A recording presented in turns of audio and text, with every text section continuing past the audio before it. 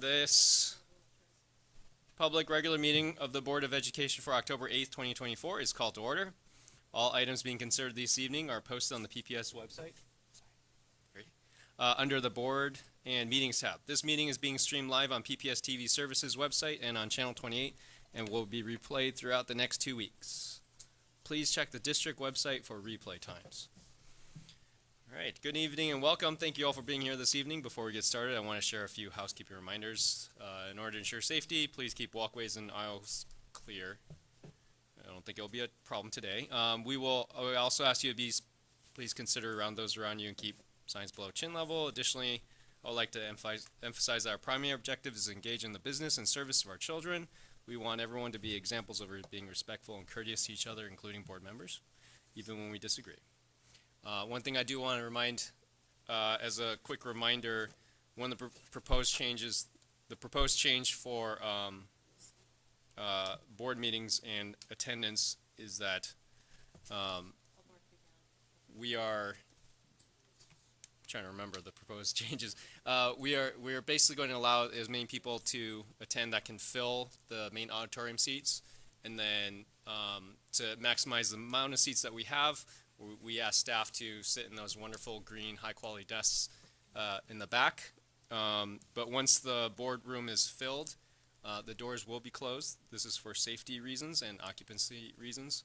However, the board meetings will be accessible through streaming on TV, YouTube, and PPS TV. All right. To start, let's start off with Superintendent Dr. Armstrong. Would you like to start off with your report? Absolutely, thank you.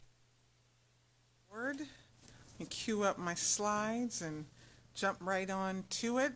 I am excited to report that we have just finished 30 days of school. And yes, 30 days of school. And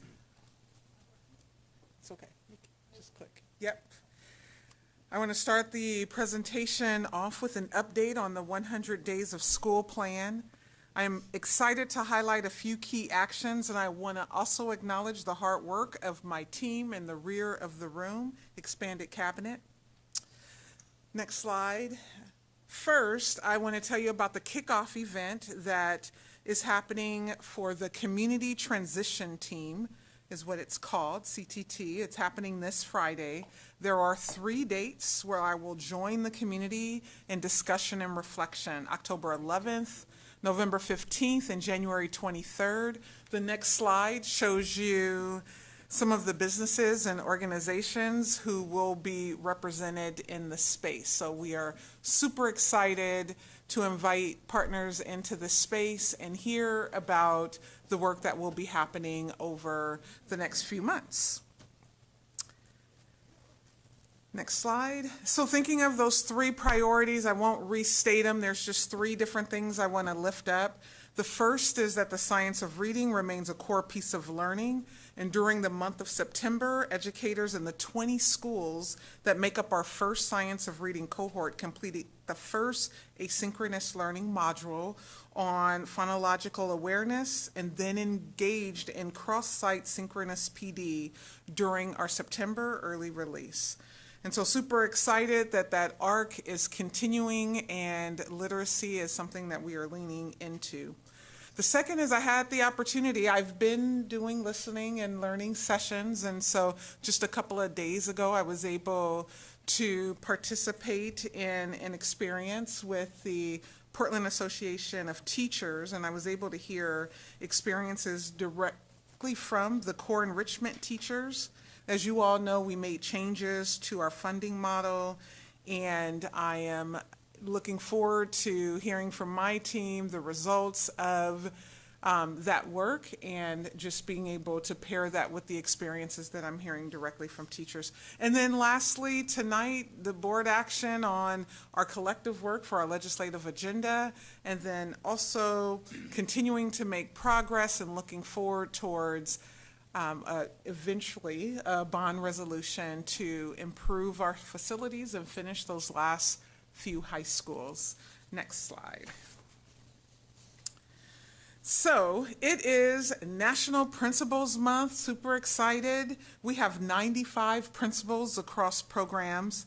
Principals, vice principals, assistant principals play a key role in the mission of Portland Public Schools, and I am so proud of our extraordinary leaders. I just want to highlight three really quickly. The next slide, we have David Holm, Portland Evening and Summer Scholars. You can read more about him. This PDF will be posted.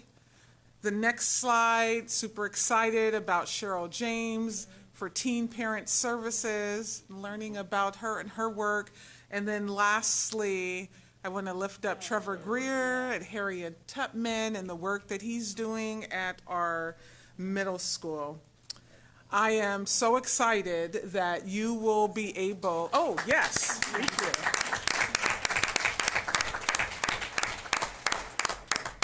So I said 95 principals, and I named three. We don't have time for me to go through the other 92, but what you can do is follow along on social media, Instagram, Facebook, X, Twitter, and our very own website, where you can see the different leaders that will be featured throughout this month. And so, again, just super excited. I'm also excited to acknowledge on the next slide that it is Dyslexia Awareness Month. And we know that literacy is a civil right. And as you all know, for my first goal, we are leaning into lifting literacy across our city. And I just wanted to take a moment to acknowledge Dyslexia Awareness Month and to know that the work that needs to happen happens in all spaces. So thank you. And lastly, yes. I love that this goes without saying. Our very own Portland Public Schools graduate, who is now a teacher in our system, who has been for a decade, is now Oregon State Teacher of the Year. Brian Butcher Jr., math teacher at Beaumont Middle School. We got to applause again. Come on. There we go. Yes. Super excited to announce that. And then just lastly, I like to begin and end all the same way, which is Together We Rise. Thank you for your attention. Great. Thank you, Dr. Armstrong. We're moving ahead to no student report today, so we will move to student comments. Let's start with student comments. Ms. Powell, do we have any students signed up for today? Yes, we do. Awesome. So before we begin, just want to review our guidelines for public comment. First, the board thanks you for taking the time to attend this meeting and providing your comments. Public input, especially from our students, informs and improves our work, and we look forward to hearing your thoughts and reflections. Our board office may follow up on board-related issues raised during public testimony. We request that complaints about individual employees be directed to the superintendent's office as a personnel matter. And for materials you would like the board to receive, handouts, pictures, etc., please don't come up to the dais. Please hand them to our board manager, Ms. Powell, over there. Yes, we have, And she will distribute them to us. Naomi Basaka and Jorge Bautista.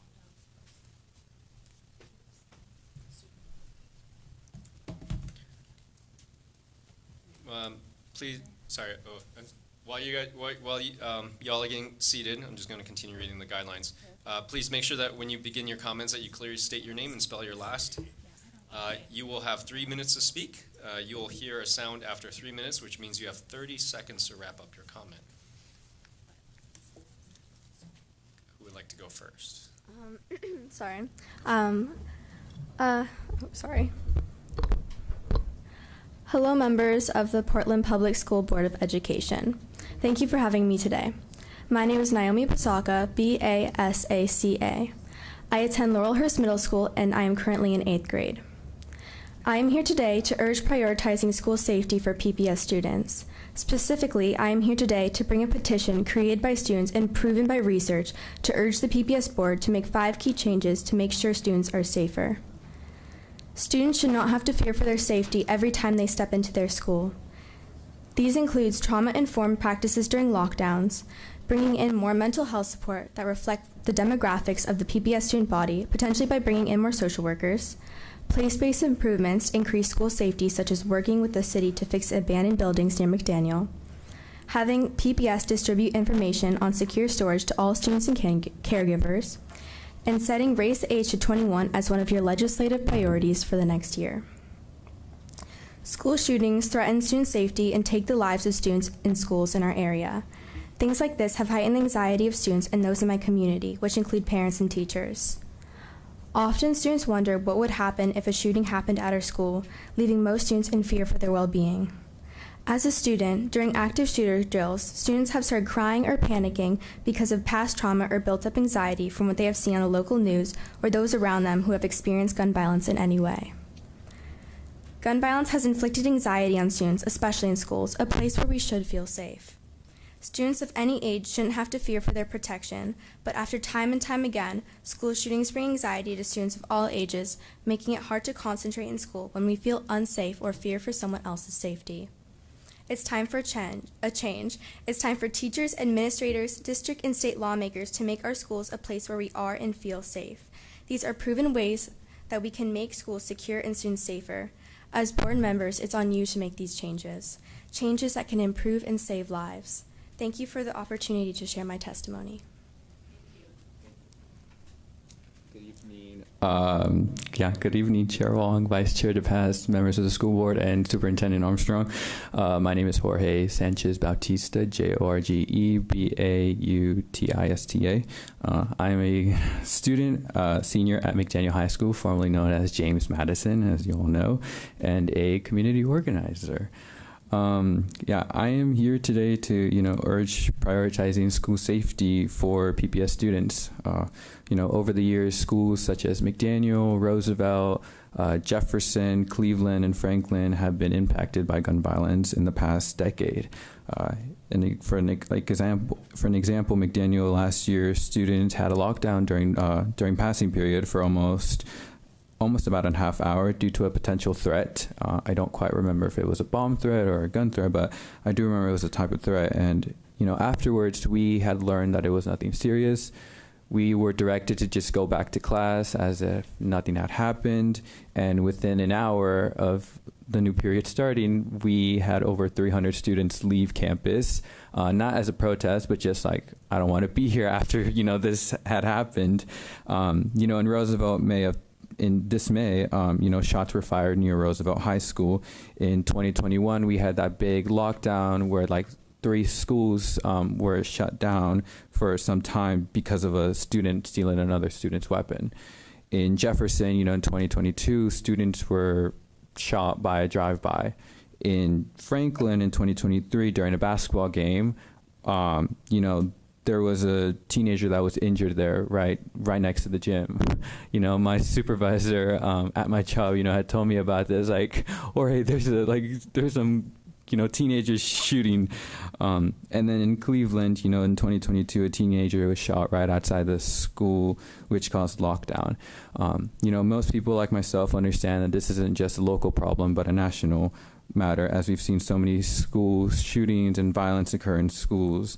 This has become so common that when we see it on the news, we're not even shocked or surprised, but we're just like, okay, this is sad, we need to do something about it. Students like myself are always asking, or teachers or families, are we next? Is this going to happen in our school or in our school district? And then, that fear and thought that students have, where are the exits? Where do I go? Or what do I do in case this happens? Do I have to get a weapon? Do I, stay in the corner like my teacher is instructing me to? Do I help them out? Because, the teachers are the ones that are going to have to sacrifice their lives for us. And, that part we just can't accept, that students and teachers shouldn't have to be the ones going through that. And families having to think whether their kids are going to be coming back that day. Back in the day, students and families felt comfortable with their kids going to school because that was the most protected part, but that isn't the part right now. I do want to respect each other's time, but just keep in mind that what we have mentioned is a priority, not just for PPS, but throughout the Portland community. Thank you.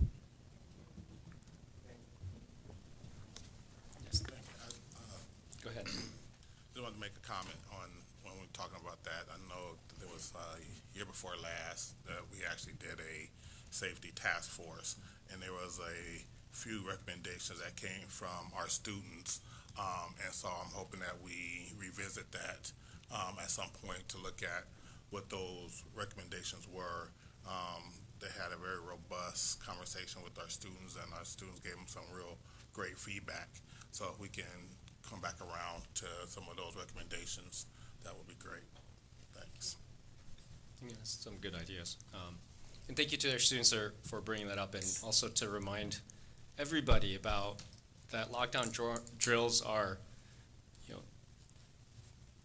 we shouldn't be normalizing them. They're really messed up, right? I mean, we shouldn't be even having them. So thank you for bringing that up, and bringing up ideas for how we can help make that better on the other end of it. So thank you.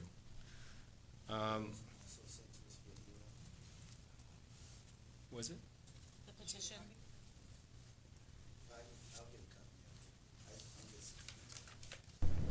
Is this available digital? Yes. Thank you. Someone could email that to me. It would be. And I'd also like to state that the list that he gave you is actually not even close to being what it actually is. He gave you a very brief listing. There were several that he could have went into and shared more about, that were a lot closer to the schools than we like to pay homage to, and we generally brush it over because maybe it happened after school hours, and so we like to say that if it happened after school hours, was it technically a school event? But yet we also find out that they are our students from different spaces, regardless of whether it's after school hours, if it's coming back from a game or returning to a game. There's a lot more. There's a lot more involved here, and I do want to appreciate you for taking the time and doing the homework. And I know that there's a lot more that could have been shared, and you probably held out a lot just out of respect of time. But I want to make sure that we go on record as stating that we know, even if he didn't say it, we know that there are a lot more shootings that are happening within a 1 mile radius of our schools than we like to talk about, and a mile is too close. Yeah, and I just want to thank those two students for speaking up about this, because I think it truly matters to students. If we could connect with each other to meet more about this, that way I could get a better understanding, seeing how we can actually, make some of these changes. But thank you so much. Yes, thank you. All right. Any other comments before moving on? All right, moving on. Our next item is to approve the Portland Public Schools Advocacy Agenda. Dr. Armstrong, would you like to introduce this item? Yeah, absolutely. I appreciate that. Sorry. So I'm getting caught up. Okay, so the 2025 legislative session will be extremely important this year, in part due to the approximate 4 million shortfall we are currently forecasting. Our team will spend their time both pushing for funding, and that not only closes those gaps, but allows us to provide the high-quality education that our students deserve. We'll be also advocating for long overdue changes to the funding formula for special education and pushing the legislature to fund the mandates they place on our districts. Given the sheer number of work groups and task force during the interim on topics such as accountability, chronic absenteeism, and school funding, we expect education to be a major focus this season. Given the events of last school year, PPS will be a critical voice during the upcoming session. We will weigh in on bills, provide verbal and written testimony, and meet regularly with lawmakers. We will also partner with PPS families and key community leaders to advocate for our shared priorities. We're meeting with parent advocates who are lobbying our elected officials and elevating education funding to our delegation. So walking us through the revised advocacy agenda based on feedback we heard from you at the last meeting is Chief of Staff Deborah Kafori. Thank you, Superintendent. Good evening, Directors. I'm Deborah Kafori. I'm the Chief of Staff. And Lisa Merrick, who, as you know, is our Senior Manager of Government Relations, is out of town, so she is unable to be with us tonight. And I'm here to present to you the proposed 2025 advocacy agenda, which includes both local, state, and federal priorities. Lisa walked through the specifics with you at the work session on September 24th, so tonight I am merely going to highlight a few of the changes. Thanks to your questions and your comments, the agenda now specifically calls out full funding for the quality education model known as QEM, which, as you know, will ensure that not only would PPS forego the potential $40 million in cuts, but it would allow us to offer the type of learning and supports that our kids need and deserve. That is really the major change that we made. The rest of the minor tweaks were merely to clean up some of the redundancies in the language. And that said, I ask you tonight for your aye vote, and I'm happy to take any questions. I have a question. Yeah. So on the new report that came out August, I know we have in here 12.7. Mm-hmm. And then when I look at the report, it talks about 13.526, and of course that's including the Student Success Act transfer. They estimate or projecting it to be about 822 million. Can we modify our acts to reflect the number that's in their report?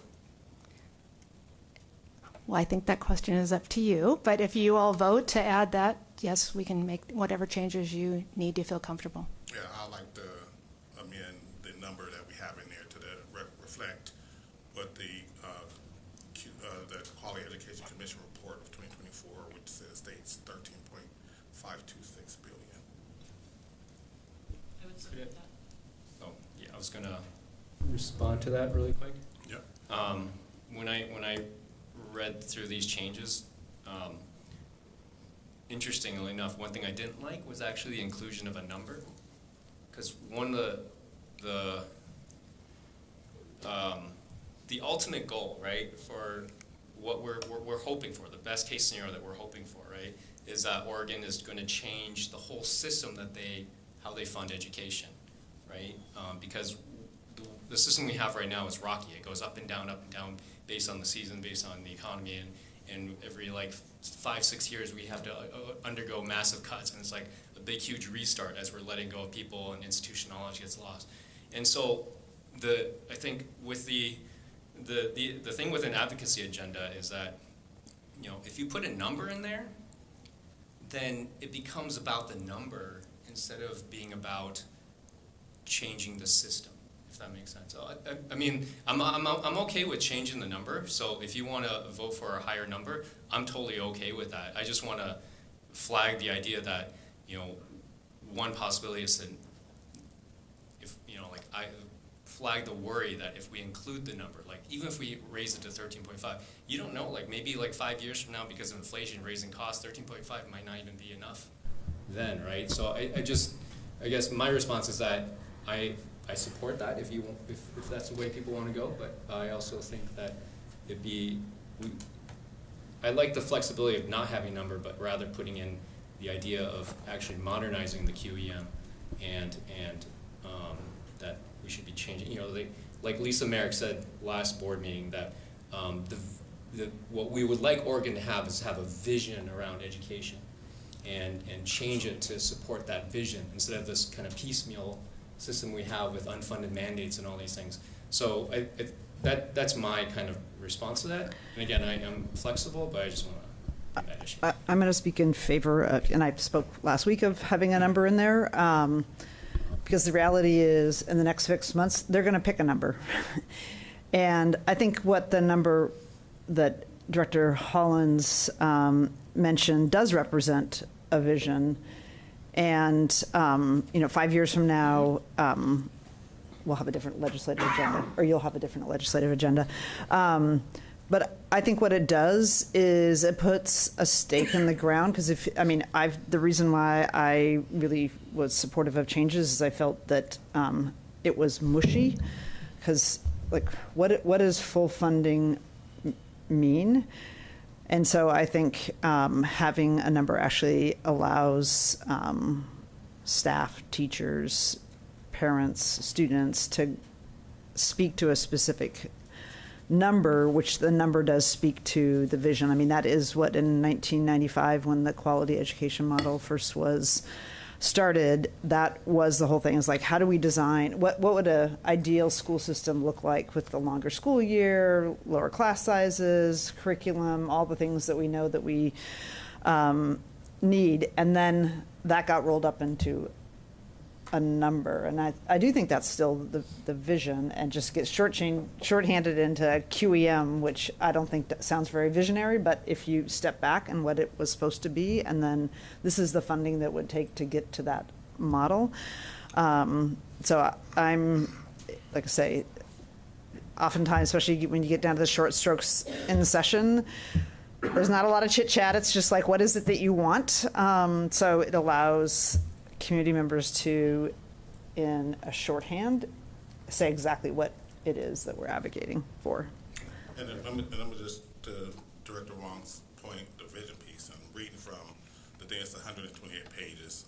I'm not through all of it, but almost all of it. Thank you. So there are legislative assemblies that's coming right off of their thing. We talk about vision, right? They have a vision, right? Their legislative assembly believes that education is a major civilizing influence on the development of a humane, responsible, informed citizenry. I don't know, I got that all wrong. Able to adjust to and grow in a rapid changing world. Students must be encouraged to learn of their heritage and their place in a global society. The Legislative Assembly concludes that these goals are not inconsistent with the goals to be implemented under this chapter. Some of their goals is to equip students with academic and career skills and information necessary to pursue the future of their choice through a program of rigorous academic preparation and career readiness to prepare students for successful transitions to the next phase of their educational development, to provide students with their skills necessary to pursue learning throughout their lives in an ever-changing world. So they have a vision, right? They have a vision, they have a goal, they just need to fund it at this point. You know, and I get what you're saying, if we had funded this and we have come up short, then that could be a conversation for look at changing something, but I don't know how do you change something that we haven't even done yet, right? And so that's just my piece on that stuff. There's a lot of stuff going on with the QEM model in this document, which is a great read. It lays out a great vision for where we should go. And it even talks about, on page 14, it says, the full implementation of the QEM is not aspirational, it is attainable. Now this is their own document. Let me read that again. It says the full implementation of the QEM is not aspirational, it is attainable. There are several important funding needs that are not represented in the 2024 QEM. They're going to continue to analyze new inputs for the future, an integration model. But let me say that again. This is their own document. This is the state document that they put together. The full implementation of the QEM is not aspirational. It is attainable. So I want to make sure that we're taking that when we go and talk to our state legislators, you know, our representatives that are, you know, supposed to be working for their constituencies, right? The people who vote for them. If they're saying this is what we need to do, then we need to make sure that's a priority, bottom line. And, you know, it's, you know, we play this political game where we have, you know, one group saying, oh, well, it's this person's fault, it's that person's fault. But in the reality, it's all of our fault for not funding our school districts. It's the reps at the state, senators at the state, our board, community, it's all of us that are failing our kids. So we can keep pointing the blame game here and there, like, you know, the group of folks that decide to go on TV and try to blast the school district, you know, around our funding, which, you know, of course they've seen, it wasn't just us, it was all over the state. But instead of playing this political game, how about we play a game of how do we make this work? You know, so I'm gonna just leave it there. I totally agree with, and thank you for giving me an opportunity to share. with having the number, and I also agree about the fluctuation. I would like to propose that if we're going to put something in there, that we indicate that this represents the current QEM model. So if we were to say we want to put in this number, which is 13, I think you said it's 13.26 or 13.28 billion, whatever the number is, that we include a language that said which represents the current quality education model, because that would give room to say if the number goes up and in 5 years it's 15 billion, then the reason that we asked for this because it represents the current QEM model. And as that number goes up, we expect to get more money because we're doing this for our kids. And I believe that we need to be blatant, very blatant about it. Stop saying that you care about education if you're not going to fund it. Like, I think we need to say stuff like that. We care more about the houseless community's garbage than we do our kids, because we're not funding them at the same level. Say something weird like that. You got to get on their heads. That's what I say. It's like we got to stop saying we really care about gun violence, because we don't. We could solve the issue. We spend more money taking out trash for the houseless community than we do actually spending money on violence reduction within our city. And so if we really cared about it, we put money into it. We cared about COVID and we solved it. And we're still dealing with it, but everybody dropped everything that they had, sunk all their money into it because it became a national priority, and we said, we got to do something about this no matter what. I think we need to hold them to that kind of fire, and we need to be that kind of blatant, and they don't got to like us, but we're not here to be liked. We're here to change lives. So that's my thought on it. Go ahead. May I go ahead? So I don't know what's better, to put a hard number in there or to just express a vision, but we just got our outcomes data last week, and I'm really interested in, in financing or funding what will produce the outcomes that we expect. I think that's important. Mm-hmm. Every year we come back, post-COVID, and we've got kids that aren't hitting the achievement levels that we expect them to, and they can't. I don't know that we'll be able to do that unless we are well-resourced. So I don't know what's the correct answer, if we put a hard number in there, if that's the quality education model. If that's it, it's not as effective as it needs to be. We need to fund at the level that will produce the results that we want. That's that everybody makes it over the finish line. Yeah. Oh, go ahead. I just like to say that Director Green said it. He said more than I would have said, more eloquently than I would have said. But I totally agree with what he said about you can put a number in and say that is the current QEM. And it will always be funded at whatever the QEM is for each year. So I appreciate that. Yes, and I was going to say I like that idea too, and I think that's a good change, and that was feeding off of Director Hollins's and Director Brim Edwards' stance. So thank you.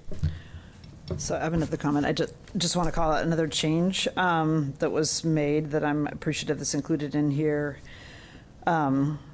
which is that we're supporting the governor's recommended changes to the current service level budget, but that it must be a floor, that's not the ceiling, and that's a very important but, or maybe it's and.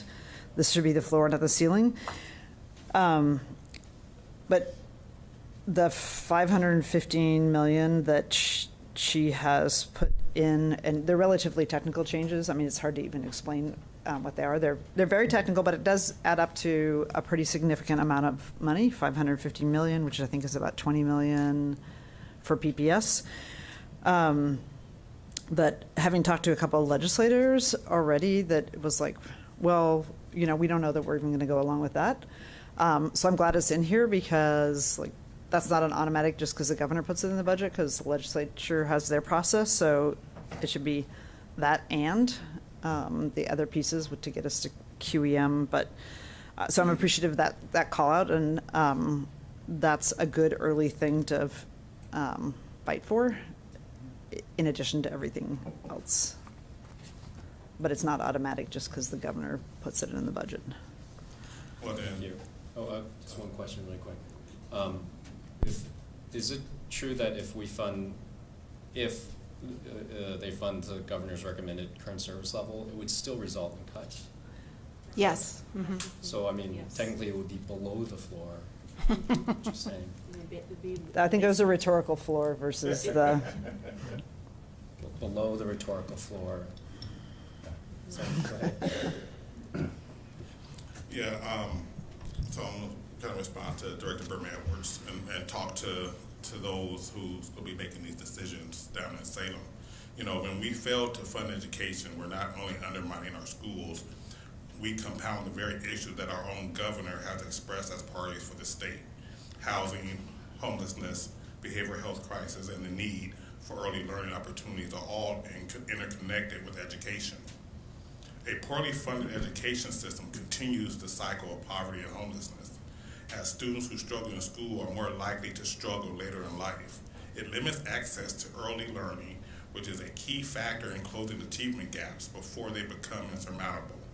And it exacerbates the behavioral health challenges we see in our communities, as schools often serve as the front line for identifying and addressing the needs of young people in crisis. So one of the things I want to say is that to all those legislators in Salem, and this is not just a Portland thing, we've been seeing this all over the state. And if our legislators will not step up to the plate, then I think we need to get new legislators. I would just note that the two Ways and Means chair are from the metro area. So we'll have some opportunities to have some regional conversations. So really quick, following up on first Director Hollins and Director Green, you're asked, so that the sentence about the $12.7 billion, we could change that to something like, it says, we must take bold steps to modernize the quality education model and fully fund the QEM with a state school fund investment, and we can add comma, which currently sits at $13.5 billion as of 2024. Would that be, a change like that would be? I think anything that we can say that is inclusive of, and represents the current. I think they're a lot smarter in wordsmithing stuff than I am, and so I don't want to tell them what to write. I just want to make sure that they understand the essence of what the heartbeat is. That something that would say this number, which is a representation of the current, and however they say it, because they're smarter than I am. So I'm not going to tell them how to wordsmith something, but I believe that they can do it. But I don't know if we got a vote on that or not, or do we just? I think in the 12.7 number is in the resolution. I think there's a consensus that when you put this on the table, it's not yet on the table, you can make the motion with a replaced number of 13.562 million, or billion, sorry, that matters. That does matter. And then Deborah and Lisa can amend the advocacy agenda document on their own. Okay. Or just note in putting the resolution on the table that number's been amended. That's the motion being made. Okay, so Great. that's for you now. Yeah, all right. Any other comments before we put this on the table? Only a correction, the QEM was not 1995, it was 1999, I think, or 98. You were there. I know, I was thinking that It was when might Lynn have been- Lundquist was the speaker, but Yeah. it wasn't 95. Or 97. But anyway, I didn't want to use a year and then I was wrong. Especially when I it know was- somebody else in the room might remember. It was a long time ago. How's that? Too long ago that they have never funded it. And they've never funded it. All right. Just kind of read some quick bullet points really quick. Thank you, Chief Ghafouri. Just kind of reminder, this advocacy agenda is really designed to be a framework and a ground that grounds us in our values and priorities, while also at the same time giving us flexibility to respond to bills, initiatives, and proposed budgets as they become available through the year. It's not intended to be a comprehensive document that captures every possible issue we could encounter. I know that the government relations teams will call on us as board members to help advocate this agenda. There's a lot at stake at this session, and we're looking for regular updates from our government's relations team on the progress on these priorities and also other issues that may pop up. Again, just a reminder, this is an ambitious agenda, but I think it's important to accurately portray the extent of our needs and the impact of legislative decisions on our district and ultimately on our kids. We have two resolutions before us today. Our first resolution is focused specifically on the local and federal priorities.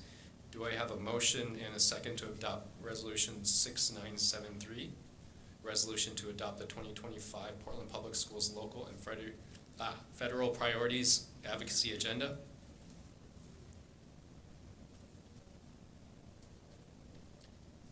Did I Somebody else needs to do it because I have to declare a conflict. Somebody just needs to make a motion. Herman? So I moved. guess I'll make a motion. So moved. I'm waiting for the amendment. Yeah. Well, we have to put it on the table. All right, before we got to put amend this it. one on the table and then we can amend it. All right, So yes. it's on the table. Seconded. Thank you. Director DePass moves and Director Green seconds. And just to clarify, this is the local, meaning not the state. It's the local, and the federal. Yes. Okay. Given that includes the local legislative agenda or policy agenda, I'm just going to declare a potential conflict. I serve on the Multnomah County Commission, which is not a volunteer position, and which there are some items on the agenda which connect with the county commission. That's why I wasn't going to motion either. Yeah. So we have to have someone propose the amendment, right? That's in the, that, Oh, the state. yeah, okay. that's the next That's the resolution. next one. Thank Yeah. you. Thank you for the correct. All right. Is there any public comments on this? Yes, we have Christy Split. Awesome. Thank you. Just a reminder, I did go over the guidelines, but quick reminder, you have 3 minutes, and then at the red light, 30 seconds to I finish. think I'm 2:15, so should be good to go. Members of the school board, I appreciate the chance to offer testimony today. My name is Christy Split, and I'm here on behalf of my children, Delaney and Sylvan, the entire community at Hayhurst Elementary School, and the board and members of Community and Parents for Public Schools. Launched in 1999, Community and Parents for Public Schools was reignited just this year. And I'm really excited to report that we've been doing a ton of work since we got started again. We've held 2 town halls bringing together families, community members, and legislators to talk about school funding. We've brought 50 Portland Public Schools families down to Salem during the last legislative session to meet with legislators to talk about school funding. And so we just, want to make sure you know that we have your back. Hearing the conversation today has been really heartening. I wanted to do this the whole time. And just want you to know that we're here doing this hard work so that you're not alone, and so that you also know that legislators are hearing from families on just the effect of cuts on our schools and our kids and our families. I also want to point out we're working so hard that our president, Ashley Schofield, can't be here tonight because she's at Creston PTA talking to them about advocacy. We also know of another PTA tonight also doing an advocacy night, bringing families together to talk about how to support increased school funding during the next legislative session. I want to lend my support to the legislative agenda. Thank you so much being brought forward tonight, and to also flag some concerns about the road ahead in Salem. I'm heartened by leadership from Governor Kotek and an increasing number of Portland legislators talking about how important school funding is. We also know, and we're hearing about that dynamic regarding revenue in the state and the conflicting priorities the legislators will have. We want to just really enforce the idea that the district can and should continue to demand full funding for schools, regardless of that dynamic. To push forward and say we need that QEM met in order for our kids and our staff and our teachers and our administrators to get the support that they need to accomplish goals. So just want to make sure you know that you have support to continue to go big instead of feeling like you need to bend to some sort of dynamic of what's possible. I also just want to say that you all addressed a concern that I have a whole paragraph about, so I can skip it, about adding that $822 million from the Student Success Act to get to the actual $13.526 billion number. So thank you for catching that concern and making that happen. So we are indeed asking for the closest thing that we have to a statewide goal that we can point to with other school districts. We know the QEM is due for an update. There's a lot of conversations about that, but it doesn't mean we need to shove it aside. It's still something that we can aim for until we have something better to aim for in the future. That was 3 minutes. You got 30 seconds. Weird. Oh, that's 30 seconds. Okay. Yeah, 30 seconds. Oregon test scores this week continue to demonstrate what decades of underfunding can do to a system. Really can't say enough about the work PPS does to kind of buck that dynamic. I also just want to know that my kids started kindergarten during the pandemic. We've had cuts every single year since we started at school to our staff at our school, including even this fall, losing half of our special ed supports at our school. And I wasn't surprised to see our third grade scores be lower by it was a market decline because our school has less grown-ups, and these are the kids that have had that experience the whole time. So I just wanted to make sure that you all know that we see those cuts, and we really are glad to stand with you. And finally, just to look really quickly, we can be civil with our state's elected leaders, and I know you will be, and we will be too, but we also need to make sure civility does not mean agreeing to or accepting the status quo. So we're here to join you in bucking that trend together, and look forward to working together next session and the session after that and the one after that, maybe the one after that, until we get to fully funded schools in Oregon and in Portland. Thank you for that, the public comment. We really need all the help from all our PTAs to push this across. Where are we now?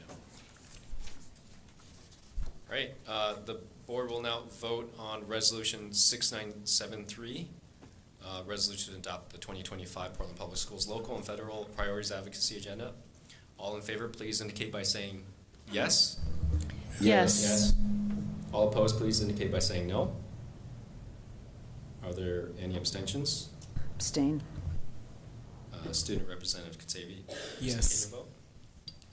All right, Resolution 6973 is approved by a vote of 6-0 with one abstention and Student Representative Katsavi unofficially voting yes. All right, next up we have Resolution 6974. Do I have a motion and a second to adopt Resolution 6974, resolution to adopt the 2025 advocacy agenda? So moved. Second. Director Brim Edwards moves and Director Green seconds. Is there any And board- Chair Wong, just to clarify with the motion on the table, that's as amended to include the updated QEM amount. Thank you. As amended to include the updated QEM amount. Is there any board discussion? I just want to share appreciation because when this first came to us, it was all wrapped together, and I appreciate them being separated so that I could be an enthusiastic yes on this agenda. Not that I don't support the others, but I couldn't vote on the other piece. So I'm going to be enthusiastic yes. I think we have the opportunity to head to Salem really strong and united with our parents, with our students, with our staff, with our teachers, and with other superintendents and school boards around the state. So I think this is going to be a very strong effort by all of us. Thank you. Love that. Any other board discussion? All right. Ms. Wait. I'm sorry. I can't. Andrew's trying to say something, but I can't hear him. We can't hear you, Andrew.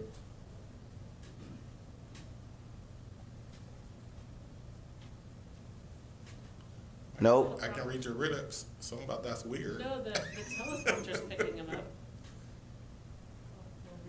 Yeah, the closed captioning is picking you up. So Yeah. you can I'll keep just talking, read we'll them. just read.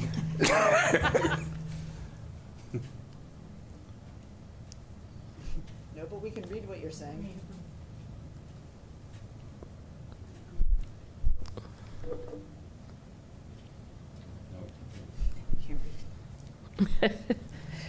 Director Scott, can you just pause for a moment while they're adjusting the settings to try to make it fix?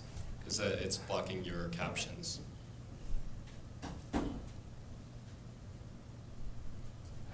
Okay, you can continue. Try now. Nope.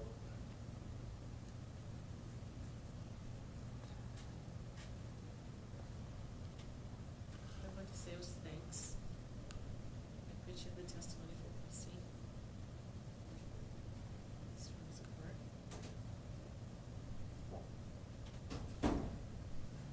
Thank you. I think we got most, Thank you.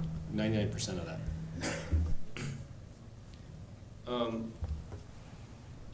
was I? Ms. Powell, is there any public comment? No. All right. The board will now vote on Resolution 6974, resolution to adopt the 2025 advocacy agenda. All in favor, please indicate by saying yes. Yes. Yes. Thumbs up. And Andrew's a thumbs up. All opposed, please indicate by saying no. Are there any abstentions? Student Representative Kasabi, please indicate your vote. Yes. Thank you. Resolution 6974 is approved by a vote of 7-0. That includes 1 thumbs up, with Student Representative Kasabi unofficially voting yes. Thank you. Thank you. Thank you. What's next? All right. Next, we will vote on the required instruction time exemptions. Dr. Armstrong, would you please introduce this item? Yeah, thank you, Chair Wong. So Oregon Administrative Rules for Required Instructional Time allows for school districts in Oregon to use exemptions to ensure compliance. And as you all know, we had some disruptions in the last academic year. And tonight, we're asking you to approve exemptions for time, which at this point cannot be made up. And we need to approve it in order to be in compliance. And so, Dr. Proctor is going to walk you through our recommendations for exemptions that we are requesting. Thank you. Dr. Proctor? Good evening, Superintendent Armstrong and directors. My pleasure to be here with you this evening. We're going to just go over the staff report on instructional time, and then after that I will go ahead with the presentation on Division 22. Give me just one moment. Just a quick question. We vote on the exemptions, but this Division 22, It's it's just delivered to us. Yeah, as required annually. All right, so mic is hot.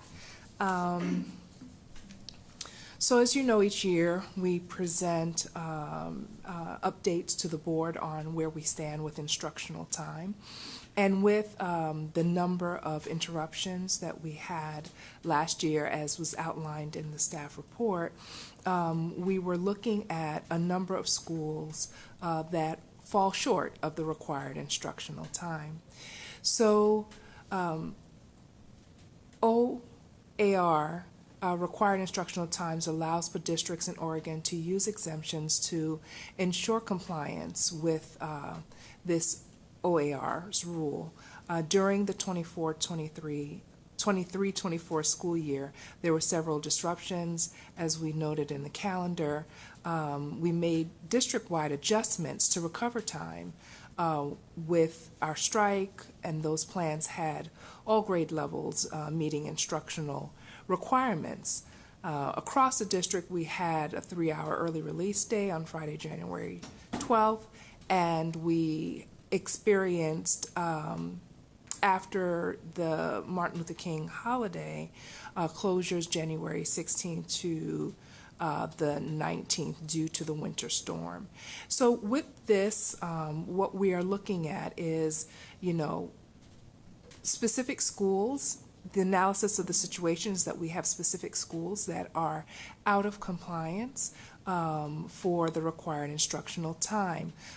Schools are as follows with grade levels: all kindergarten students, all seniors, Astor K-8, all grades, Ainsworth Elementary, all grades, Forest Park Elementary, all grades, Markham Elementary, all grades, Skyline K-8, grades K through 5, Alliance High School, alternative high school,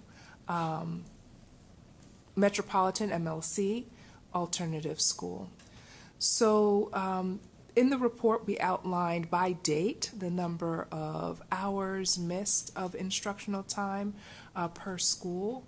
It's important for me to note that While the state requires all school districts to ensure that at least 92% of all students in the district and at least 80% of all students at each school operated by the district are scheduled to receive annually the minimum hours of instructional time as follows: grade 12, 966 hours, grade 9 through 11, 990 hours, and then grades K through 8, 900 hours. So after our recommendation, after you've had an opportunity to read the full staff report with the justification of what has occurred within each school that is out of compliance for instructional time, our recommendation is option 1. For kindergarten, kindergarten students did not meet the minimum 900 hours due to the winter storm in January. Across the district, kindergarten has 3 fewer instructional days as compared to all other grade levels, as there are 3 days built into the calendar to welcome families and students to school.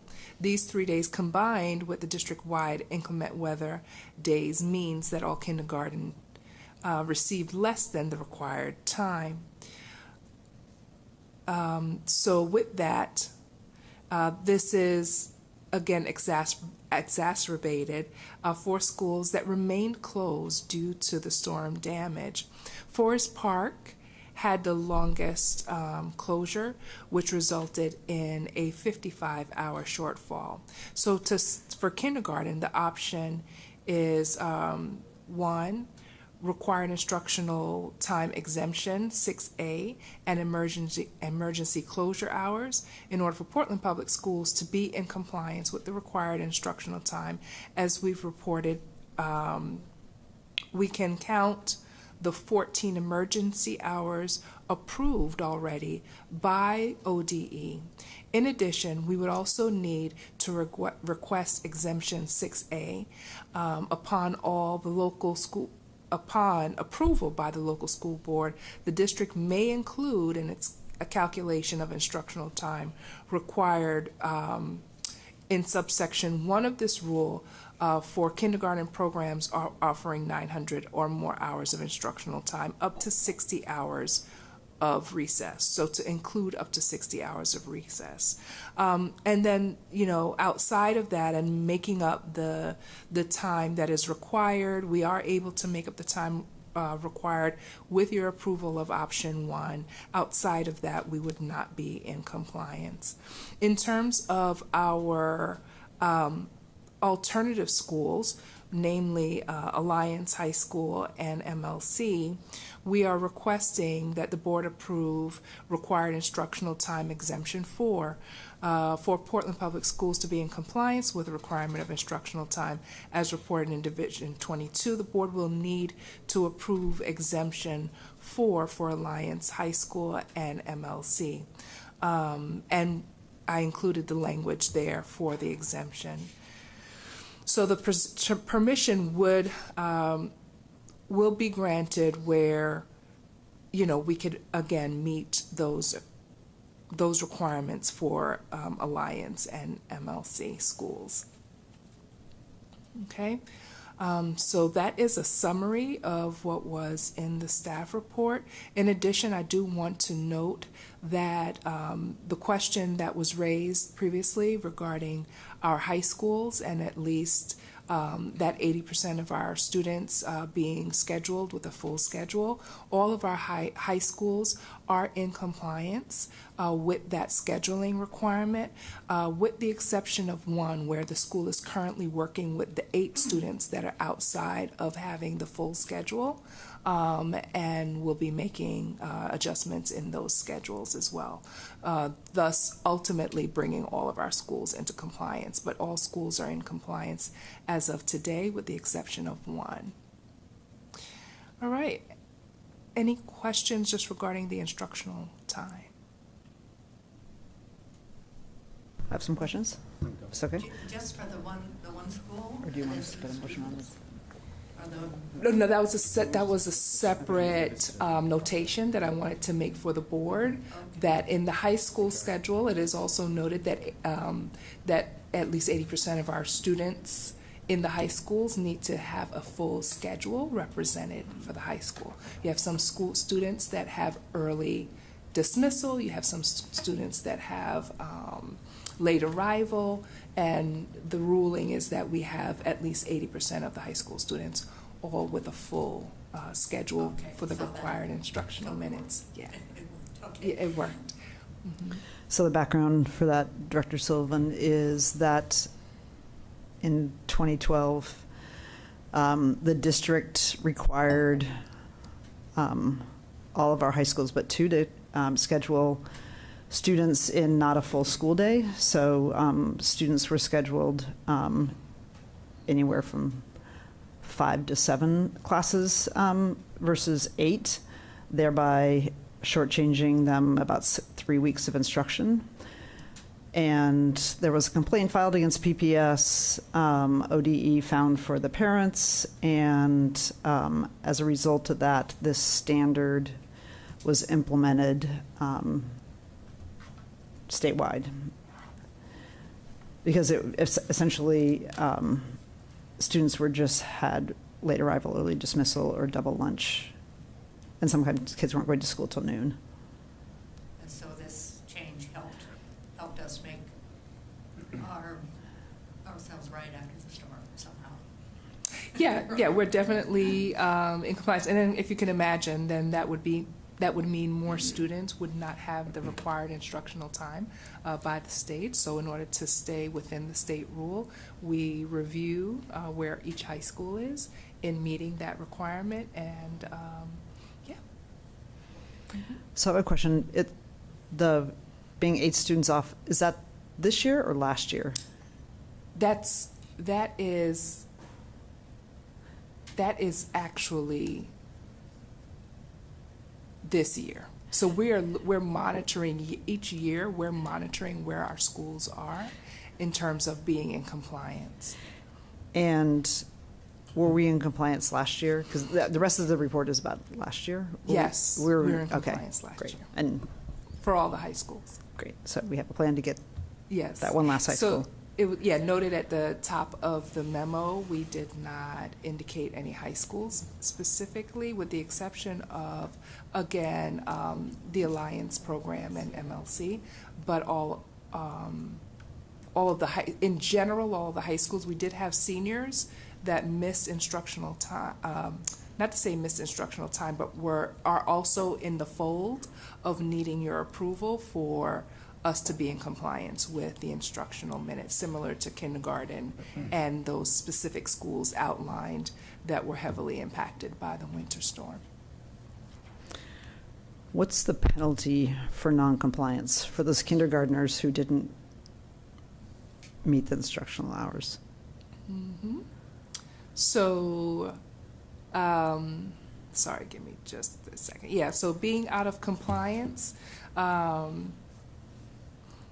if the vote does not go and we are out of compliance, the board could choose, again, to not apply the allowable exemptions and be out of compliance for kindergarten students.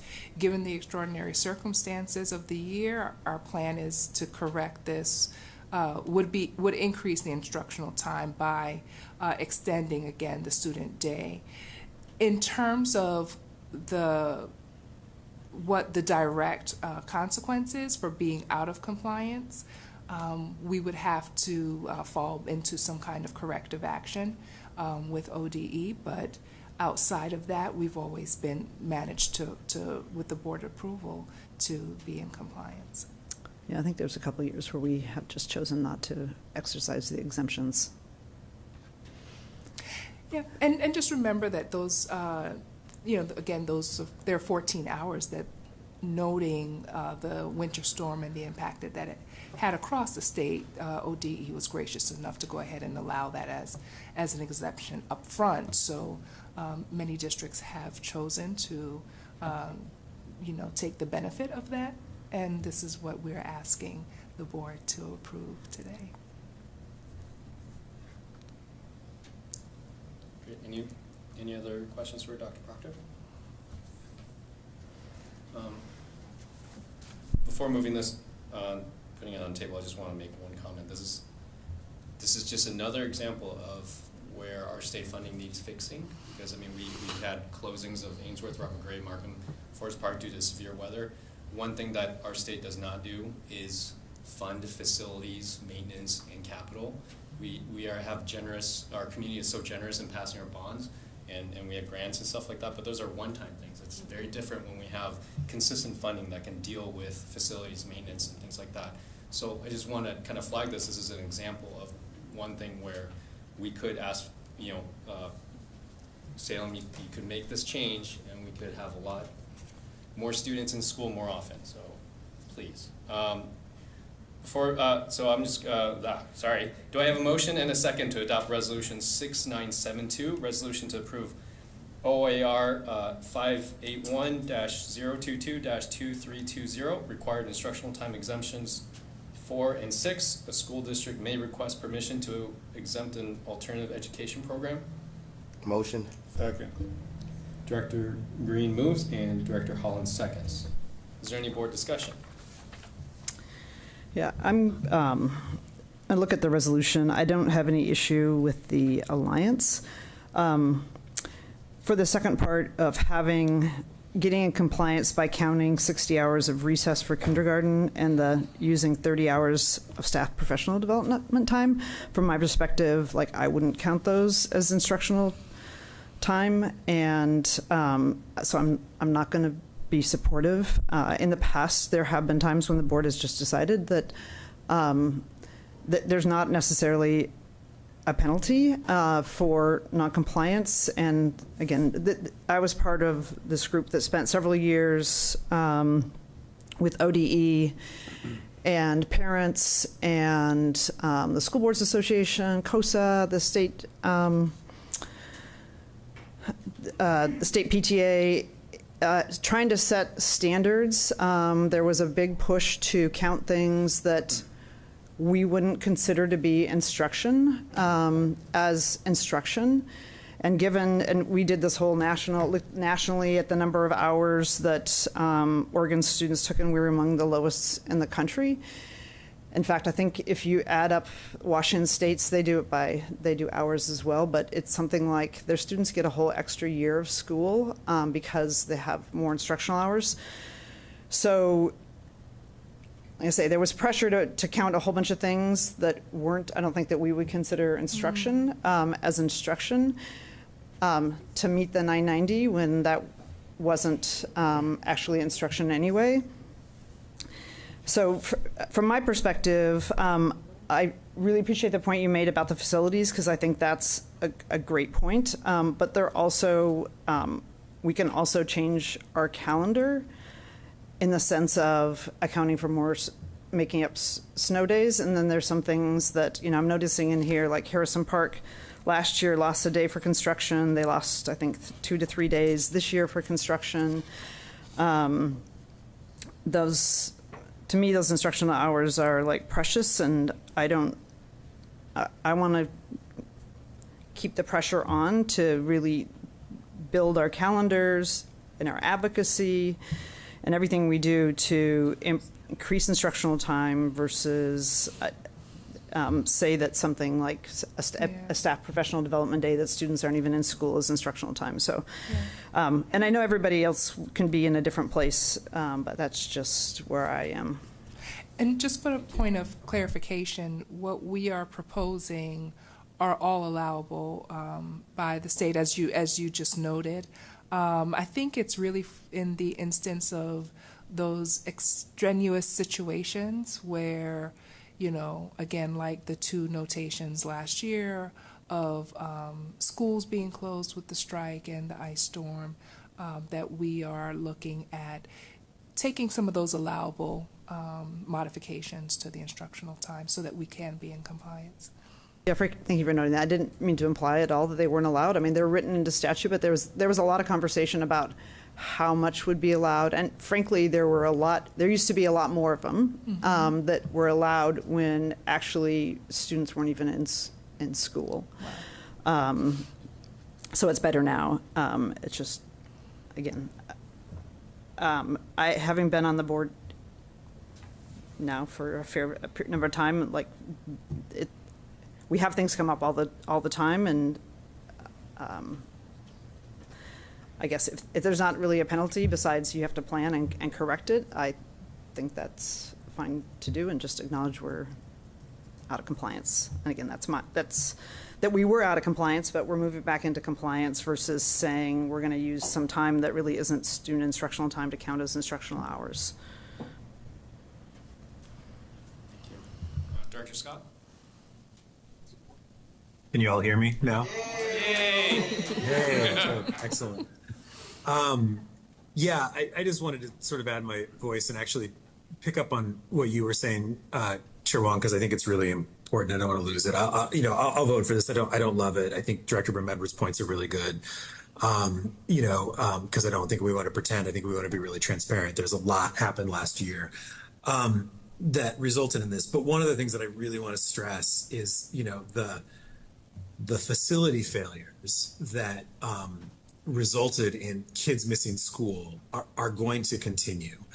But I want to be really clear. They're not continuing because Portland Public Schools doesn't know what we're doing, or we're somehow making bad decisions. They're going to continue because the state doesn't give us enough money to both fully fund our classrooms and fully fund our maintenance. And it's one of the things that I've gone back and forth with a lot of parents who get angry, and those schools are in my zone, Markham and Gray. And, they were really angry. Why didn't the district fund this maintenance previously? And, as though it was just, we could have just done it and there would have been no impact. And one of the examples I used with some of them was to say, well, let me go back in time a year ago. What if I had told you, hey, I've got a plan to fix your roof and your plumbing systems and a couple other things that need to be fixed so that they won't freeze in a storm? And everyone would have said, well, that's great. And I said, great. All we need to do is take away 3 of your teachers this next year from the classroom, and we'll be able to do it. And I guarantee that every one of those schools would have said, oh, hell no, like that is not a trade-off we're okay with. But that is the trade-off we as a district have been facing for years. And so I just want to be really clear. To the extent the state continues to underfund education, our facilities will continue to fail. And to the extent our facilities continue to fail, our kids will continue to miss school as a result. Our bonds are incredible. Our support for our bonds from our voters is incredible. It's allowed us to redo the high schools. Our high schools are not likely to fail because they've been redone with a couple left. But all these other facilities, it's going to take 10, 20, 30 years to make that progress. But that will go a lot more quickly if we have a legislature that fully funds education in the state, because it will allow us to be able to do some of that preventative maintenance that will keep our kids in school. So I don't want to lose that point. Director Wong, Chair Wong, you already made it, but I just really want to amplify it. So thanks. I appreciate your comments, Director Scott. I was going to say similar sentiment in that, the combination of the age of our buildings and climate change are a really bad combination. So we will need to start thinking forward about the condition of our facilities. We can't plan the weather, but we'll be having more intense winter storms and heat events. And so, eventually we'll have to address this through the modernization of all of our buildings. So thank you for bringing that up. Just wanted to put climate change in there because that's a contributing factor. Thank you. Any other discussion? Just I have a question. We're because I just want to make sure. Originally, the agenda had the Division 22 report separate. Are we just skipping over it? No. So we'll come back to it. I'm ready for it. Well, should I ask my question? It was question? after public comment, I think is what. Yeah, so my question is, should I just wait till then, or? Yeah, wait for the Okay, report. you're coming back. So we'll call you back up. Okay. All right. Ms. Powell, is there any public comment? Yes, but I do not see our commenter. It's Karanja Cruz.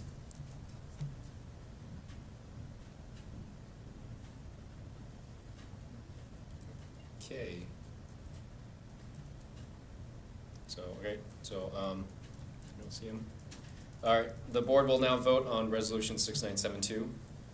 Resolution to approve OAR 581-022-2320, required instruction time exemption 4 and 6. A school district may request permission to exempt an alternative education program.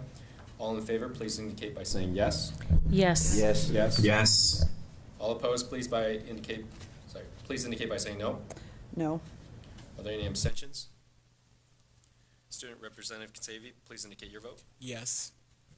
Thank you. Resolution 6972 is approved by a vote of 6-1, with Student Representative Katsavi unofficially voting yes. Thank you. All right, next up we have general public comment. Ms. Powell, do we have anyone signed up for public comment? Yes, we do. All right. I've already given guidelines for public comment. Raise your hand if you want me to repeat them. Great. I'll call up the first two, Olivia Madlock and Garrett Hillier. Sorry, repeating public comment.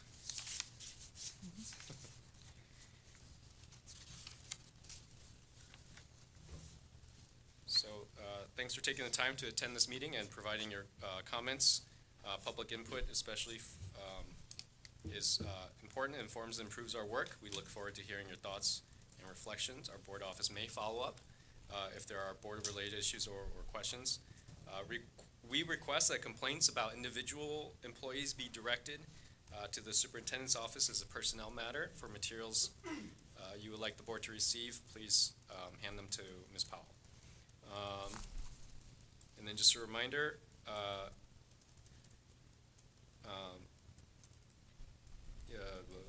if you're giving public comments, just be aware about public testimony, about not providing testimony about students that could violate confidential protections under FERPA.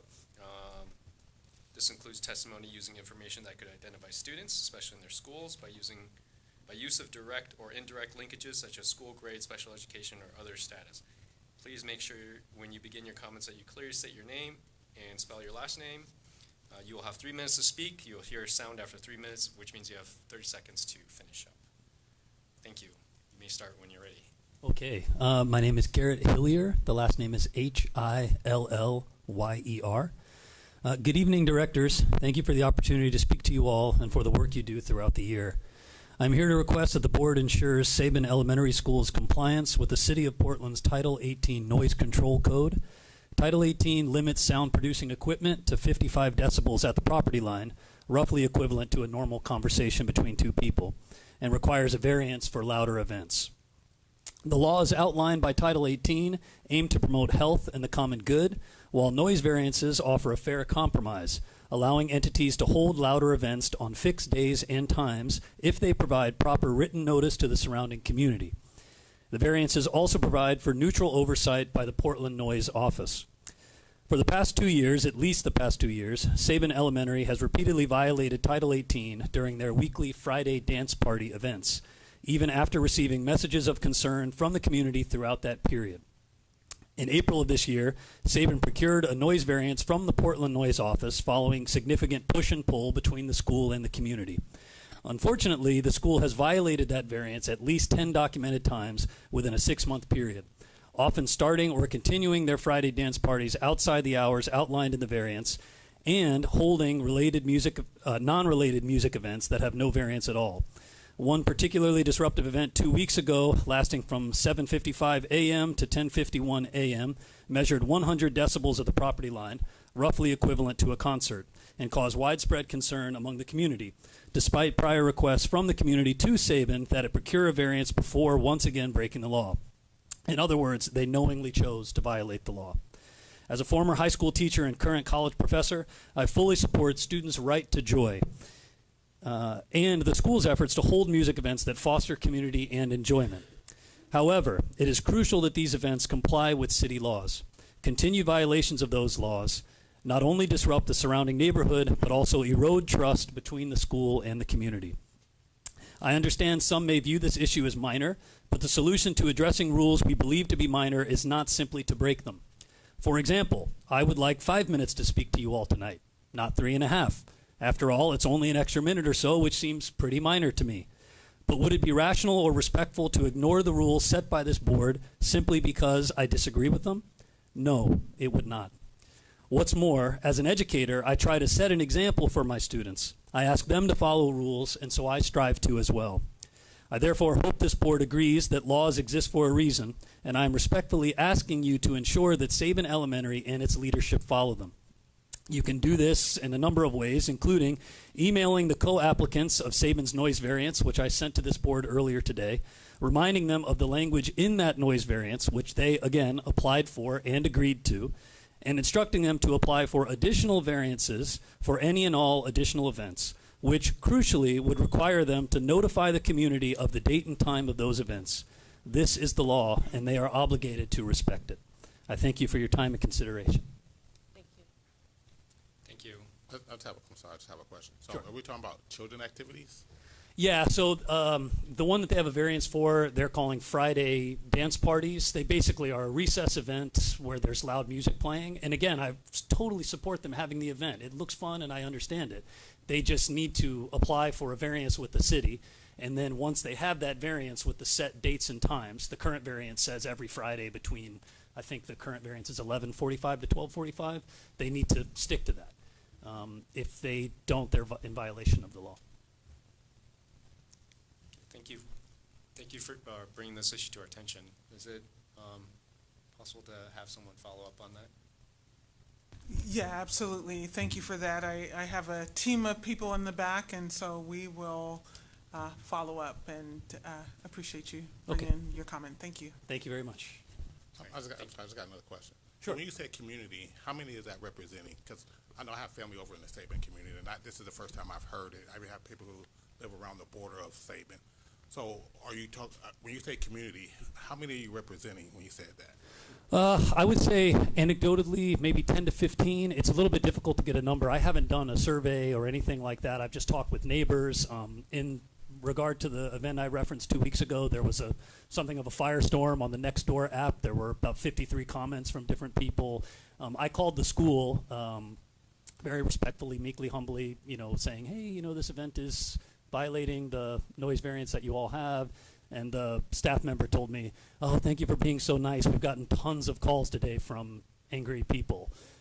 So I don't know the number. I would just like to say, Director Hollins, with all due respect, the number is really irrelevant. It's not incumbent upon me to do a survey and show you all how many people feel that the law is being violated. It's incumbent upon the school, especially as a municipal institution, and quite frankly, one of education, to follow the law. I respect, again, that you might think that the issue is minor, but it is a city law. And the answer, again, is not to break it. It's to go through the proper democratic steps to change it. Great, thank you. Thank you for bringing this issue up again. Okay, thank you. Do we have anyone else signed up for public comment? Yes. We have Allison Tarka and Derek Ranta. Great, thank you.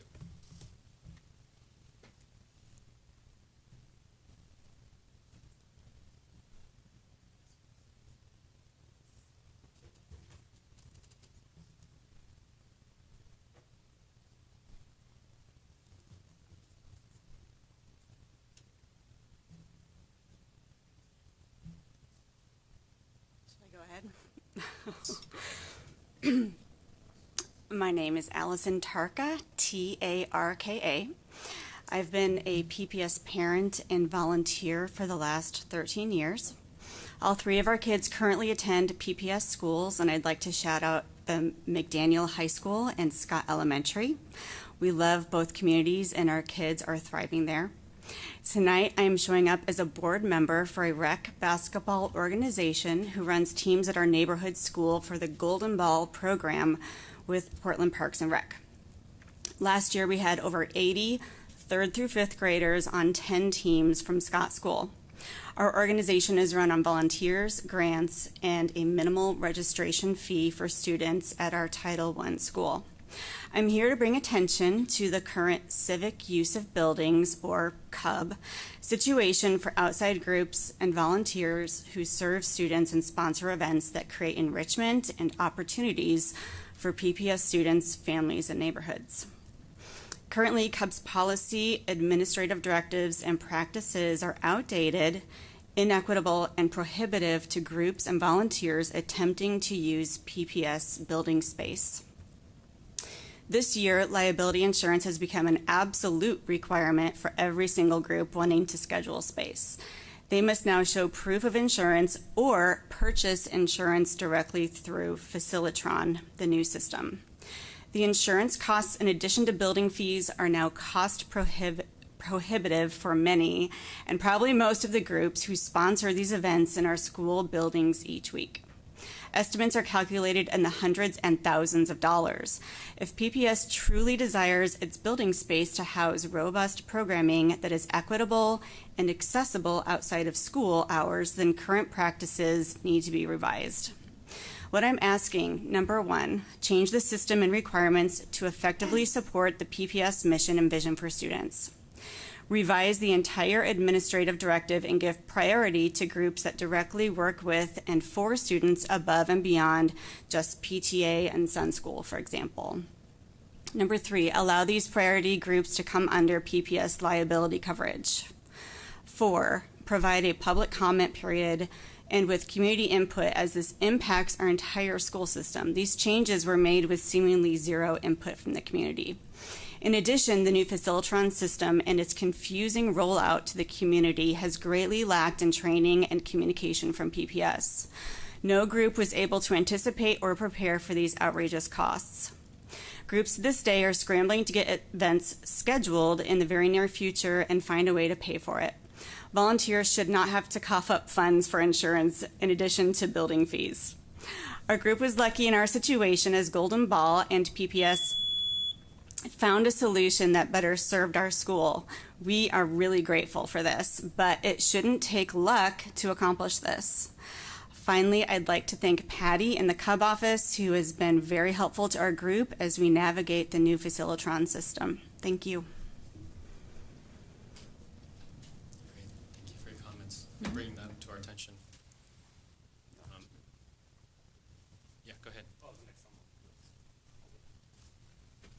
I also have information I'll submit electronically.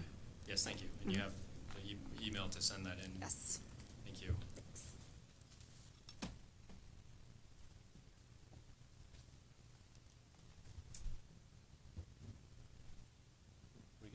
Good evening. Thanks for taking time to see me tonight. Thank you to the superintendent of the board. My name is Derek Ranta, R-A-N-T-A.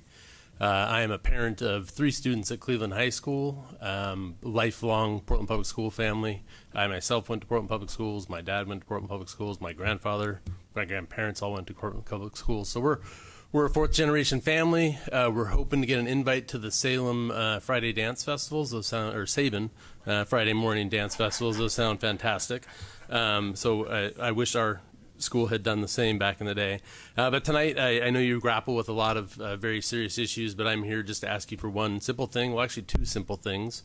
As a parent at Cleveland, I also represent the Cleveland High Boosters Club in support of our athletic program. The 2 things I'm asking for are 2 lights to be added to the outside of the stadium at Cleveland.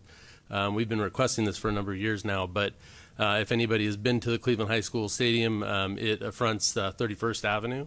31st is also on Powell, and we get a lot of individuals down in that area.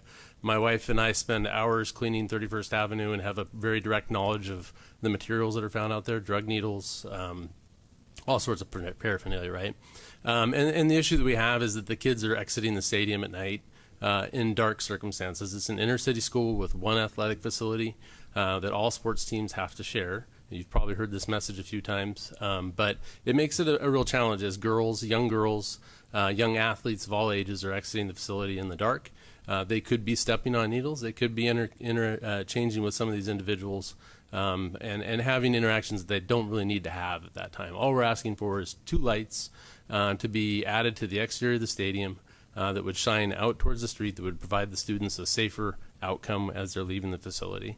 I think it's a reasonable ask. I've requested it from the school. I've requested it from facilities management at Portland Public Schools. If it's a matter of funding, I'm sure the Boosters Club would be happy to work with the school. However, we need to know what that cost is, what the process looks like, why we can't move forward on it. We're already in the middle of fall. We're halfway through the fall season.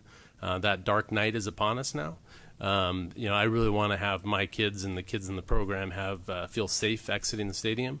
I have an 82-year-old mother who wants to go see her granddaughters play soccer. She doesn't feel safe going to that stadium because of the darkness that she has to go through to get to that. And so what I'm asking for is just some form of path forward so we can make that change. We're willing to help with funding. I'm personally willing to help with funding, but I just need somebody to tell me how we can get there. So thank you for your time.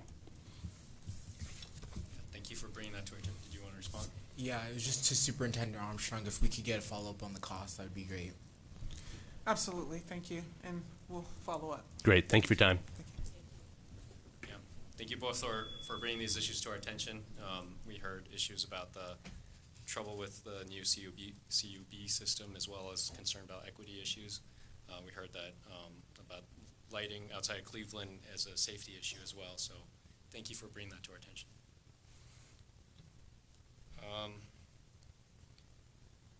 That's it for public comments, correct? Yeah, I'd like to try Olivia Madlock one more time. I think that's it. Right. We're 14 minutes behind schedule, but close enough, right? Now, next we have comments from our union partners. Do we have anyone signed up? No, we don't. Oh, we do. Yes. Hi, Kelly. I'll make it very quick. I'm Kelly Bond, President of the District Council of Unions and the IBEW Business Representative. First and foremost, I am very enheartened because I've heard several of you speak to the facilities that my members maintain for you as best they can. I know that they would want you to know they do the best that they can with what they have available to them. Perhaps to put on public record is to make sure that people are aware that at one time there were over 360 maintenance people in this district that maintained these structures. We are now down to less than 97 people to still maintain all of those and more. I also would like to emphasize that if we don't take care of the new buildings that our taxpayers have provided generously, we're going to be in the same situation. So I really implore that we do the best that we can to help maintain those maintenance personnel. And I don't mean by going outside to contractors. I mean by using the people inside, because they know the facilities the best. They understand what needs to be done, and they love the students and the community and want to continue to contribute to this community very much. So that's all I had to say. Thank you very much. Thank you for sharing. I know a few of those facility people work in maintenance, and they give more than their best. All right.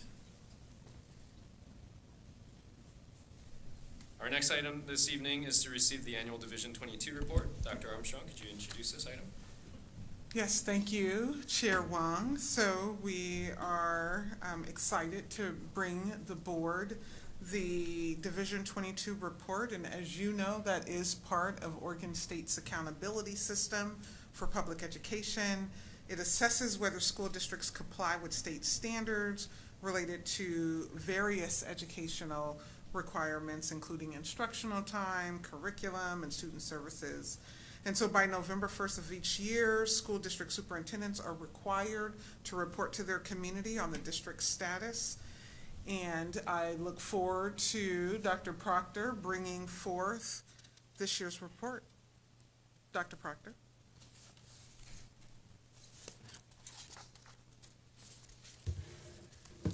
Okay, good evening again. Back again. All right. Sorry, my computer has shut down. Not shut down, but I just need to sign back in. There we go. All right, so I'm here to present Division 22, and I will, move through the slides pretty quickly. If you have any questions, please feel free to let me know.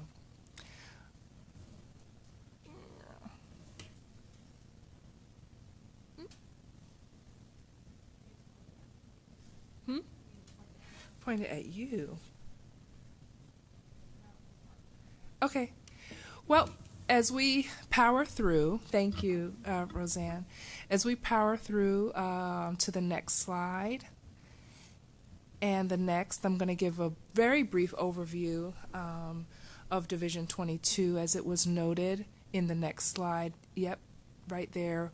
That this is really just the standard to which Oregon Administrative Rule has set through Division 22 for public education, elementary and secondary schools. The standard is meant to be the floor, meaning the baseline, and this is what all schools and districts need to have in place. Compliance with these rules ensure, again, that there's a baseline level of service across the entire state. Next slide. So there are category rules, and the category rules are bucketed into 4 buckets: teaching and learning, health and safety, district performance and accountability, and human resources and staffing. And the next slide will give you just a little bit more about each. Under teaching and learning, of course, we have curriculum and instruction, assessments and reporting, program and service requirements, high school diploma. Under health and safety, we have policies and practices, plans and reports, and athletic and interscholastic activities. And with our district performance and accountability, there are compliance procedures to ensure that we're meeting those measures, and similarly with human resources and staffing, that we're doing the baseline that is required by the state, things like fingerprinting, background checks, etc. Next slide. So there are a number of resources that we go to for information on how best we can meet the requirements of the state for each of these rules. And, we just highlighted 3 of those resources, which is the ODE rules at a glance summary, Secretary of State's Oregon Administrative Rules database, and ODE's Division 22 standards newsletter. Plus, we are in regular communication with ODE and their department to ensure that we are meeting the required standards and measures. Next slide. So, what I want you to take away from this slide that's titled, "What are the Division 22 standard assurances?" That there are 3 major things: that there's a combined accountability model, that there is local accountability, and that we need to report these measures and how we are meeting the measures to our local school board, and then, of course, state accountability.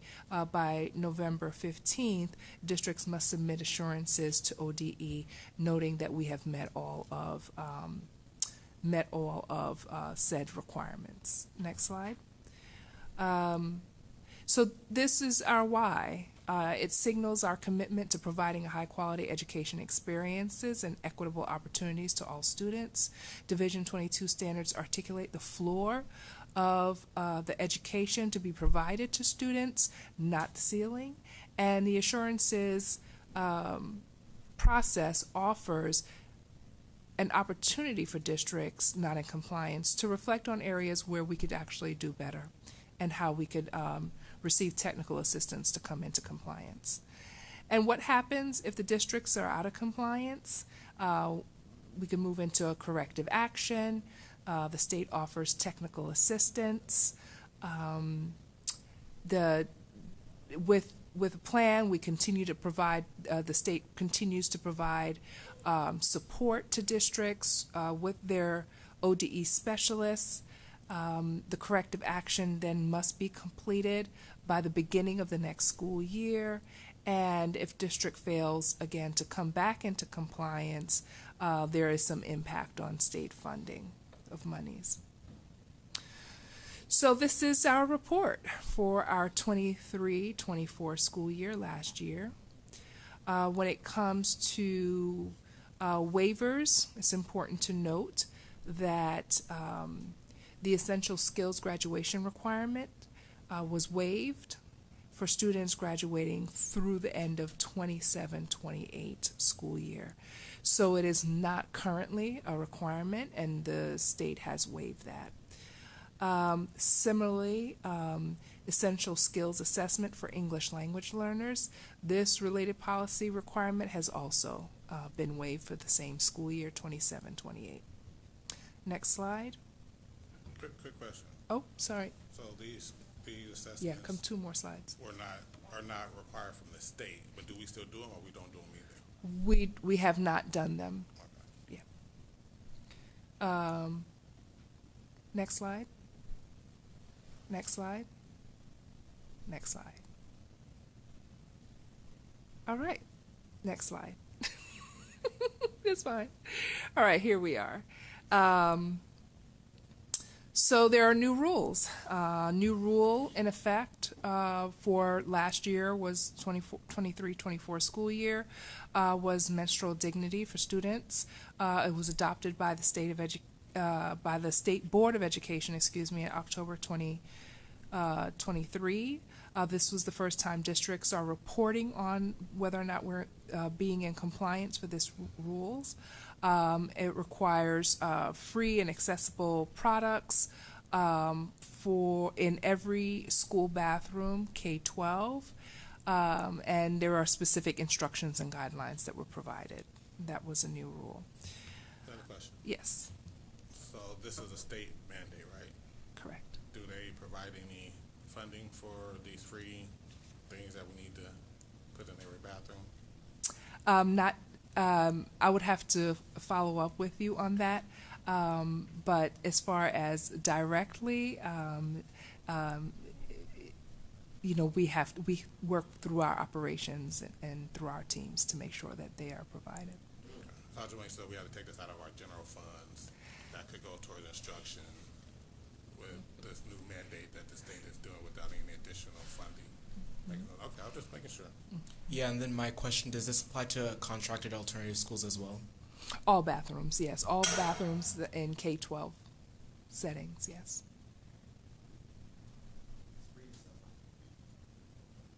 Okay. So with that, we'll go to the next slide. There was a rule revision regarding health services. For last year, new requirements were adopted by the State Board of Education in June of 2023. It requires school districts to develop, implement, and annually update a written prevention-oriented health services plan for all students. And in our reporting to the board, we linked a copy of that plan. Next slide. All right, so for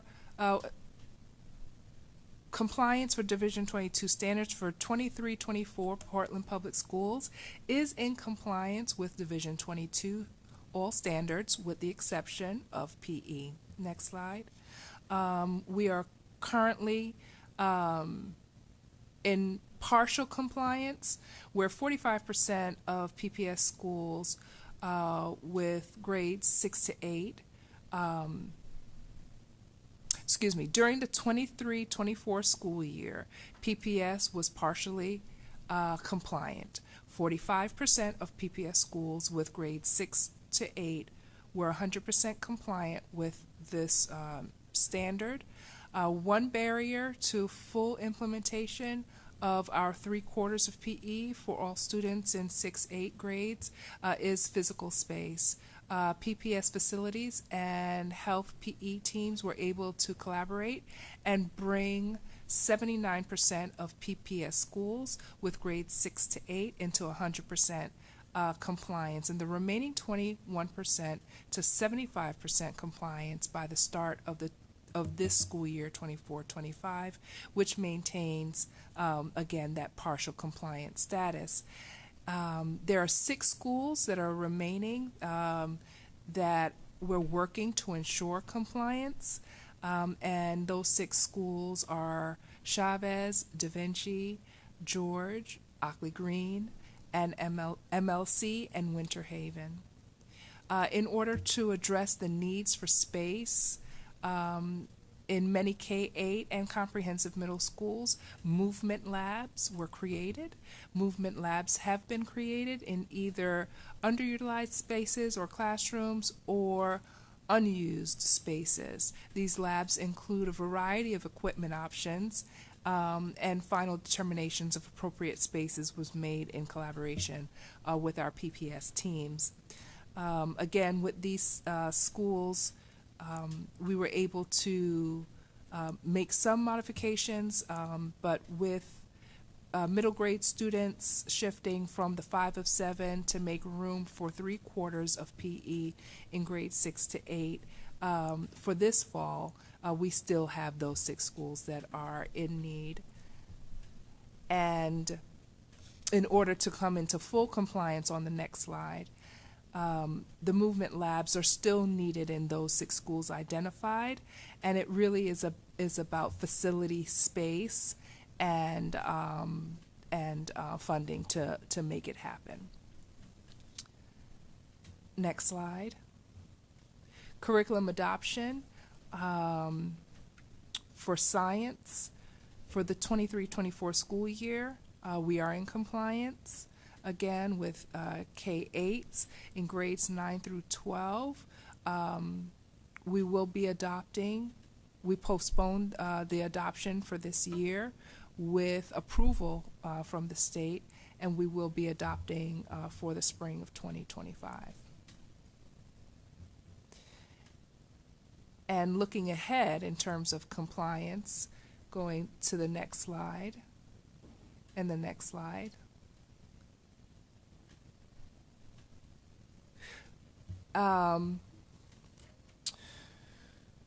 We have our, regarding district curriculum, beginning this year, districts must have a planned K-12 instructional program for social emotional learning and a planned 9-12 instructional program which introduces personal finance and higher education and career path skills content standards, and we are currently implementing those areas.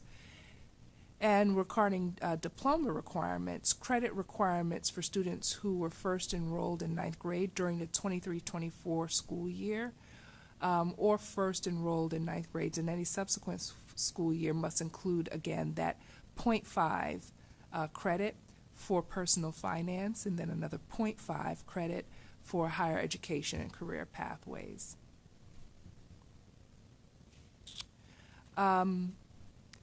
Modified diploma, extended diploma, and certificates of attendance.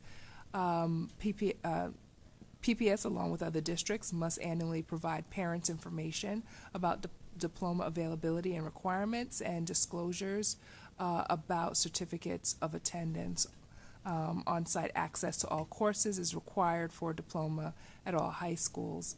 So we are moving forward with those new and revised rules. In addition to substance use prevention and intervention plan, which is the requirement for a comprehensive plan of substance use prevention and intervention, which includes K-12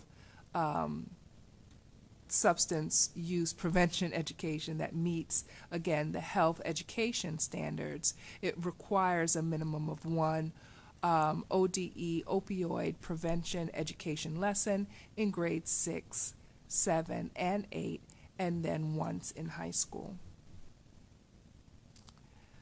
When it comes to compliance for the next slide, so I keep clicking and moving forward. Next slide again. When it comes to compliance for the 24-25 school year, we are working towards meeting all standards for compliance and continue to work to make revisions, particularly in PE. Now, when it comes to district curriculum, we've linked for the board's review our SEL care and community scope and sequence, our SEL wayfinder, 6-8, SEL programming in the classroom and for culture, personal finance and education and higher education, and career path skills. These programmatic elements were linked into the report and into the slides, again, so that the directors at your will can see some of the measures that we are taking to ensure that we will continue to be in compliance for this current year, which will be reported out again next fall. And that concludes my presentation. Thank you, Dr. Proctor. Thank you. Any Any questions? questions? I had one. Yes. I saw in the report that this year, I think is the first year, that students in grades 3 through 8 and one time in high school conduct a local performance assessment in writing, speaking, mathematical problem solving, and scientific inquiry. And I just wondered what that is exactly. Is it a public speaking thing? Where did you saw it in the memo? I Just saw could you it in give me a point of reference so I could answer? the part that said can give where you you were first out of names. compliance before. Is it? Page 3? Yeah, page 3. Oh, mm-hmm. Yeah. I just. Yeah, I this don't is know what it the. was. This is the. Yeah, this is the same thing that we were talking about with is the social emotional elements. Did you say page 3? It's page 3 in the memo. It's the assessment of central skills. Now I can't find it.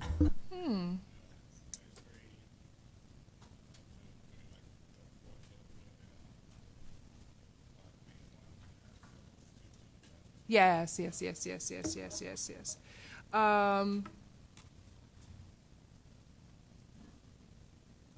just had no idea what it is. Yeah, but what we could do is we could definitely give you more detail about that and what it looks like. But it is happening this school year currently for the first time, and it kind of goes in line with performance assessments. I think that are required for monitoring our student performance. But we could definitely get more information to Yeah, I'd you. kind of like to know what Mm-hmm. students actually do. Mm-hmm.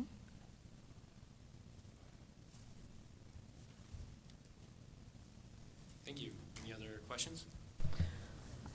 I had a couple of questions. I think there were a couple of reports, so hopefully I have the right one. I think there were corrections made, so hopefully I have the right one that I'm asking from. So this is the 23-24 school year Division 22 report, right? Mm-hmm. So if the board hadn't just done the exemptions for instructional hours, would the district be reporting that it was out of compliance? Yes. Because if you did the not pass instructional the hours vote. are a Division 22 requirement. Mhm. So the fact that the board just provided exemptions means that otherwise it would have been in this report. Correct. Okay. So another Division 22. So instructional hours have been just historically issues for PPS. And the other sort of ongoing issue for the last 20 years has been tag compliance. And I'm noting here that it says during the 22-23 school year, the district was unable to verify that every tag student in every PPS classroom had their rate and level of learning addressed. So that was, I think, the same thing as last year, maybe the year before. And my question is do we have it? Is that viewed as like that's aspirational, that we could verify that or even do it, or we just be perpetually out of compliance with a standard? We're currently working with ODE to ensure that we're in compliance with this. I will have someone from the tag team come present more information specifically about how we're going to go about doing that. Okay, and then I guess I'm confused because why are we measuring the 22-23 school year? If this is the 23-24 report. That may be I think if you go to the header, it's a comparative of 22-23 compliance in 22-23 and 23-24.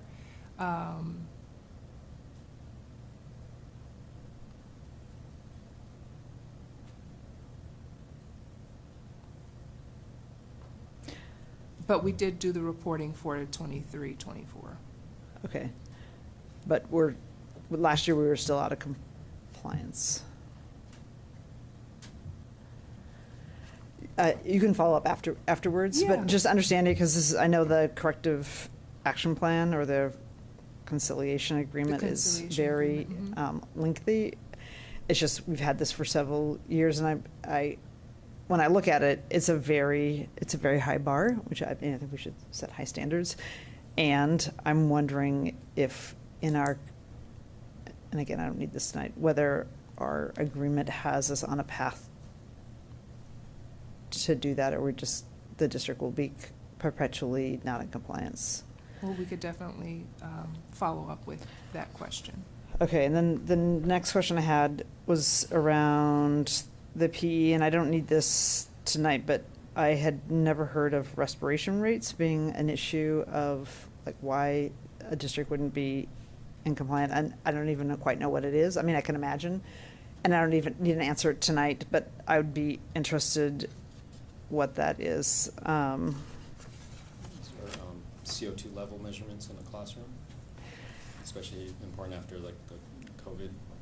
Yeah, I mean, is there some sort of formula that we use? Again, I don't need the answer tonight, but I'm interested in what that means. And then I had the same question, I think, as Director Sullivan on, this is like the essential skills, I guess.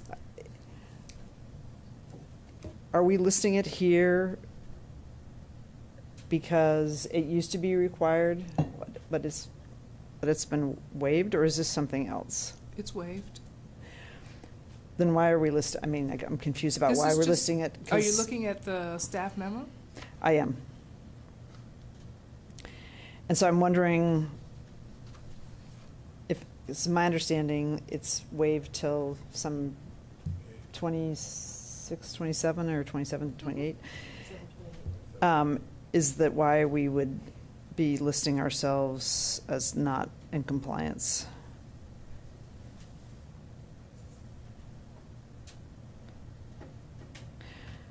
I think we were just making the notation, but I will definitely make sure that we have an updated staff report for you. Okay.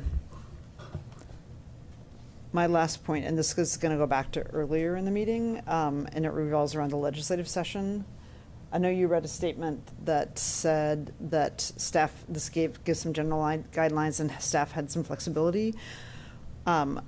I would hope that if there's major issues that come up, like when the essential skills discussion came up about waiving it, that actually comes to the board and we are asked whether we want to take a position, because PPS kind of sat that one out, and it seemed like we may have wanted to take a position on it. So I guess I'm just going to go back to the legislative agenda. I hope major things that come up that aren't on the legislative agenda that we might have an opinion about as a board that get brought back to the board, because the essential skills was something that we just didn't even weigh in on, and maybe we would decide not to take a position, but I think maybe we might have had a point of view. That's it. Well, okay. So we are doing a local assessment this year. That was part of what was noted in the staff report as well, but Is that different from the essential skills? It's different, but I guess it's our localized way of measuring, right? So Okay, while good. the waiver would be in place, we are taking local measures. And that's why we made the notation that is happening, starting this year. That's an interesting issue to bring up. Any other questions? We're kind of at time, so we need to move on. Quick questions? Good, silence, I like that. Thank you, Dr. Parker, Thank for you. all this effort. Big thorough report, yeah. All right, next, we're moving into our budget calendar review. Dr. Armstrong, could you introduce this as well? Absolutely, Chair Wong and Board. I'd like to call our interim Chief Financial Officer, Myung Lee, and Alexander Martin, our Finance Program Manager, to share a draft budget calendar for your review and feedback.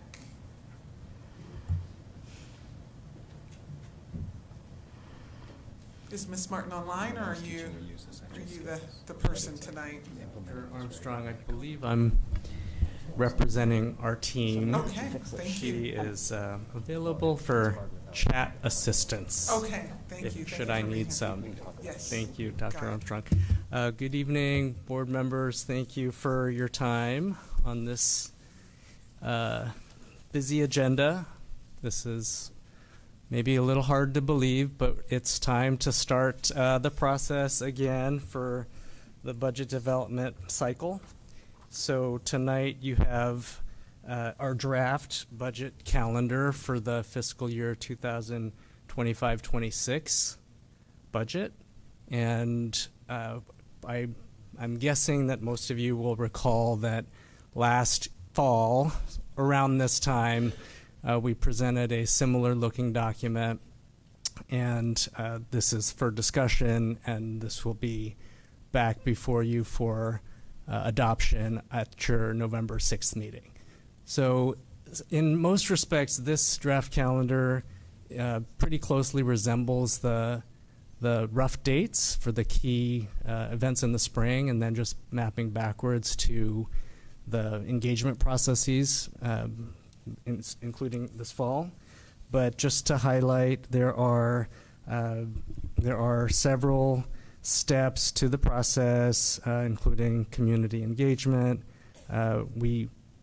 If you recall, we had a challenging set of circumstances last year with I'll just say it was tough to have a lot of engagement, including with the board in the fall, just given everything else that was going on. So we're hoping that we'll be able to create some more time.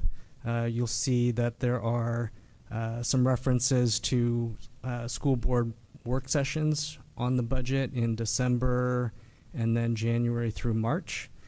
And then in April, per our draft calendar, on April 22nd would be the presentation by the superintendent of the 25-26 proposed budget. That would precede a approval on May 20th of next year, and then official adoption on June 10th. And along the way, there are lots of opportunities for discussion, more community engagement, and ultimately the official filing with the TSCC as well. So there's a staff memo that's also included in your materials. It doesn't say a ton of additional details, but basically just recaps the main reasons why we're proposing this at this time, and a lot of those have to do with best practices. And if you have any questions or feedback tonight, we're listening attentively, and otherwise we'll bring this back for your consideration on November 6th. Yeah, my question is if you could explain more about what the community engagement events would look like. Well, may I jump in on that one? Only because I understand that this calendar represents board engagement we will have a robust community engagement communication plan to go along with this. So I imagine putting out videos, having some Zoom sessions where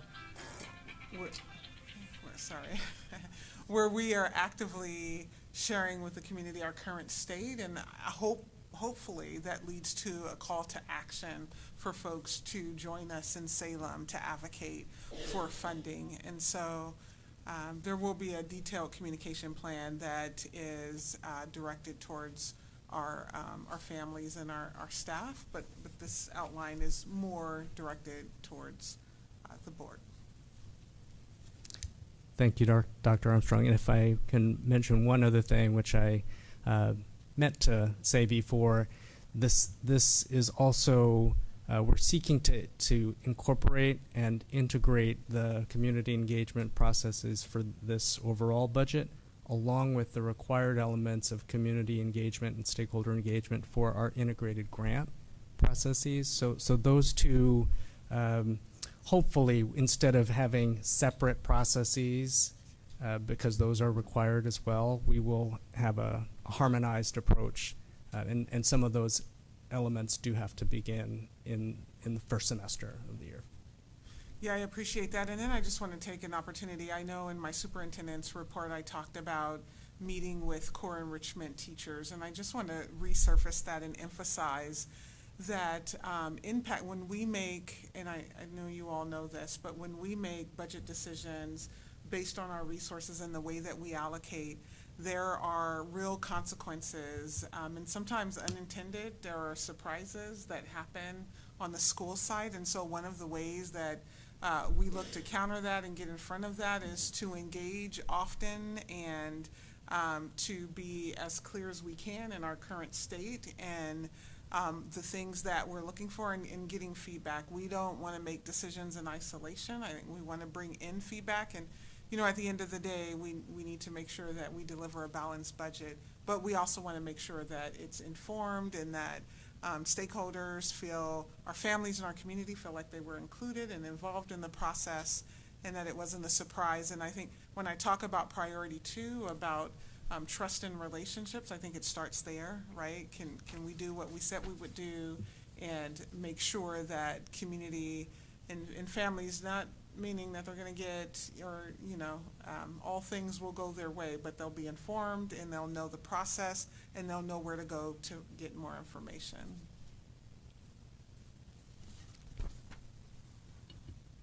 I just had a quick comment or question about the CBRC. It looks like they're kind of penciled in twice, once in April where they'll be in attendance, and then once in May when they'll be presenting the proposed budget. Is there an opportunity during that January to March period when we'll be able to actually, have a work session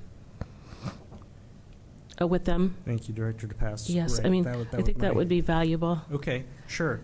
We can definitely figure out what that occasion, when within those 3 months, when would be an opportune time for that engagement to take place directly with the board.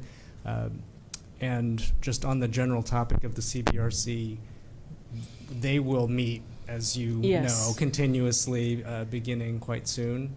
And they've also seen this version of the calendar, and we'll be updating them actively and regularly. So I'm sure they'll be pleased to hear about the request and suggestion for an earlier engagement with the board. Great. Do they want to meet with us? That I'm sure they do. Yeah, I think an interactive session would be really valuable. Okay, thank you. Yeah, I'd like to say I'm the board representative to the CBRC, and they're already getting new people on the board and getting students as well on the board. They're moving already. Yeah. Yes, thank you, Director Sullivan. And also on November 6th, you'll be presented with a slate of new CBRC members to approve, hopefully. Yeah, I'm interviewing them.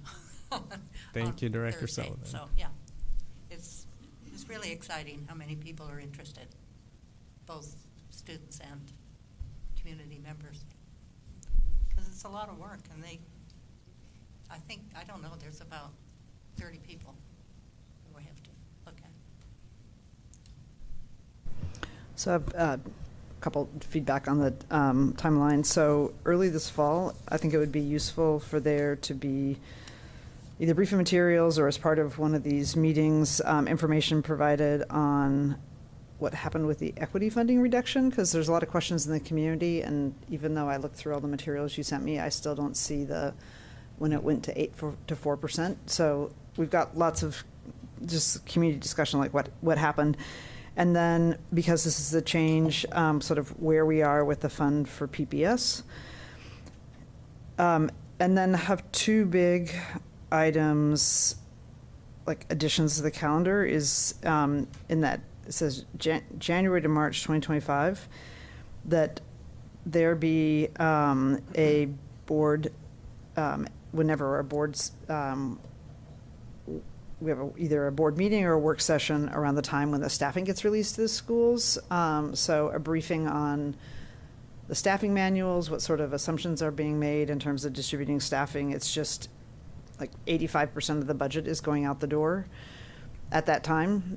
And then, of course, during the budget process, we ratify it. But it really, when it gets sent out to schools, is the time in which we start hearing from people and just understanding what assumptions are being made in terms of school-based staffing, so that we're not hearing it from the community and that we have accurate information provided to schools. And then the other thing that's not on here is every year I raise, like, we have basically a month and 3 meetings between the proposed budget and the approval. It's 3 meetings, including the meeting we approve it. It's just barely just barely under a month this time, but that we have a commitment that we get the budget at least in advance of the, I think last year it was like we got it 2 weeks or 12 days before it actually got presented. So we have an opportunity to look through the thick budget. Roseanne would know it, but I think we got it like the 12 days before, which was super helpful, because then we weren't looking at a stack. Our first and one of only 4 meetings we were going to have on the budget. So that would just be another request in terms of the calendar. You mean you don't enjoy reading 100 pages of budget a day? Don't answer that. Yeah, don't answer that. Thank you. Any other questions? Thank you, too. It's very informative. Just a reminder, we will be voting on the final budget calendar on our November 6th board meeting.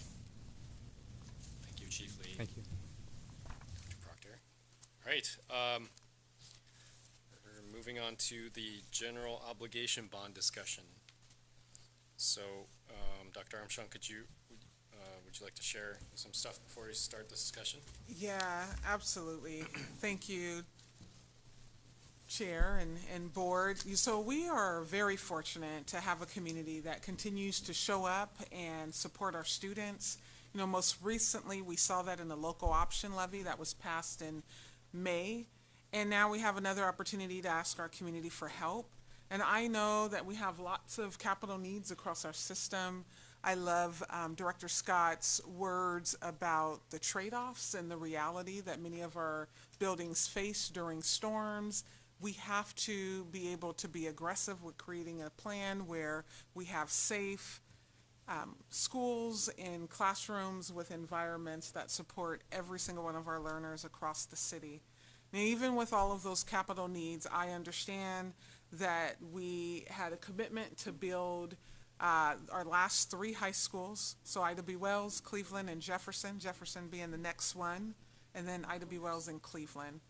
And so as we face the amount of need that we face with elementary and middle schools, I hope that we remain focused on our long-term goals, and that's bringing all of our facilities up to standard in environments that our students deserve, not just when they get to high school, but when they start with us in kindergarten or preschool.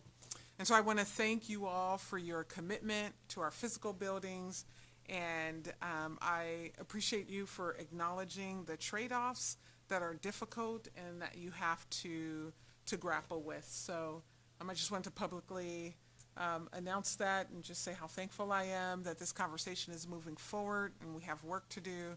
And I look forward to us moving on that work as soon as we possibly can. Thank you.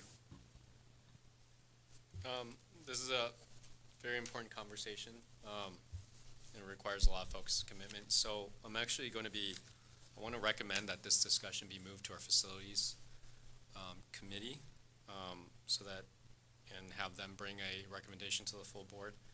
I understand, Director Scott, you scheduled a policy committee meeting on October 21st at 6 p.m. Immediately following the policy committee meeting, so it'll be a nice, exciting, eventful day. Director Scott, I don't know if you want to say a few words about that, or?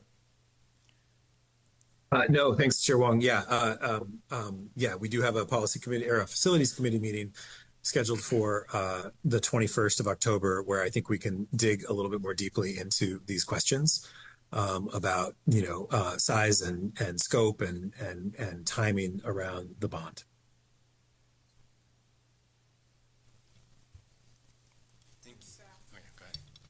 Thank you. I have two of my chiefs here, Chief Kafori and Dan, who will like to offer some I know, Chief Dan, so offer some comments. Thank you. Good evening, Deborah Kafori, Chief of Staff. Happy to see you all again tonight. And first of all, I just want to say how excited I am that we're talking about the bond. I am the parent of 3 recent Cleveland High School graduates, so I can personally attest to the need to rebuild that high school. And although I wasn't here at the time, it is my understanding that the last time that this board discussed the bond was in June of 2024. And at that time, as I understand, the conversation was talking about the myriad of needs in our district, and even upwards of $3 billion was the conversation. Since then, your staff here at the district have been very busy exploring many options, including some of the things that Director Scott talked about, the size of the bond, the timing of the bond, and the items to be included in that bond. And I know you all know that there are pros and cons to all of these options, and there's many considerations that you're all going to have to make. But we here, your staff here is in strong support of moving this conversation forward, and we will fully participate in the School Facilities Improvement Oversight Committee, which is actually the name of it. It's that long, that important. Dan? Good evening. I'd just like to add that per your instructions, we have engaged a consultant to compare the building costs PPS's high schools compared to Beaverton's high school that is currently in construction. So we hope to get that report fairly soon, and that will give the public some reassurance that their tax dollars are being spent effectively. Staff are actively preparing materials for the committee meeting, and we look forward to reviewing those and having a robust discussion on the 21st. And with that, we'll answer any questions you may have. Well, I don't have any questions yet. I'm not sure if I'm going to be back for that conversation. So I'm going to just say what's on my mind now. I know there's a conversation around what previous boards committed to are promised the community about the schools. And I've said this before, and I'm going to say it again. That's very bad governance when one board obligates future boards to any kind of decisions, not looking at the things that we might need to pivot, needs change as well. And so while I understand that there is this wanting to finish the high schools, I just hopefully we really look at all of our schools, especially with the changes when climate disruptions, things like that that's coming up, that we really start looking at prioritizing not just maybe 2 schools, but maybe prioritizing potentially 15 or 10 or 15 schools. You know, because when we talk about priorities, when we talk about, you know, and Andrew talked about this earlier, you know, we have trade-offs, you know, and, you know, one of the things a comment he made to the parents was, well, if we take three teachers, you know, how would you know, how you wouldn't like that as well? Well, I'm gonna say the same thing to us. You know, are we talking about two high schools, or are we talking about a potentially 10 to 15 high schools we can get done, or are we retrofitted? Those are the areas that we are in now. These are the times that we're in now. I don't know what decision-making process was done when they talked about doing all the high schools, as I was not on the board at that time. So, and to be honest, I don't feel obligated to that because I was not here for that. I think our community are looking at all the demands and all the needs our facilities has at this point. And from the conversations that I've had, their conversations is not just about two schools. Their conversations about their elementary schools in their neighborhood, their middle schools in their neighborhood as well. And I don't know if they want to wait 10, 20, 30 years for that to happen. So I just hope during these conversations that we really start looking at how much we can get done versus, you know, some promises that was made. And not that promises, you know, don't need to happen, but I think sometimes we might need to pivot on some of those and look at where we are now and where we're trying to get to. So I'm gonna just put that out there. I'm not sure if I'm gonna make it to the meeting on the 21st, so I just thought I'd give my thoughts out there about that now. Also, one of my thoughts is I'm sorry, I got one more thought. When we say we have a budget and when we stick to that budget, if we say a school is gonna be this amount, then we stick to that school amount. When we talk about educational standards, it's not the word, I can't remember the word we use when we talk about what a school needs. Specs, right? We make sure we are being fluid and looking at where we're at and looking at where we're going. You know, I heard a comment today that this district was built for 70,000 kids. Well, we have 44,000 kids, and it looked like it's going down according to PCC's birth rates and all those things. So while we're at 70,000 kids, we have to pivot to 44 if we're going to be losing other kids.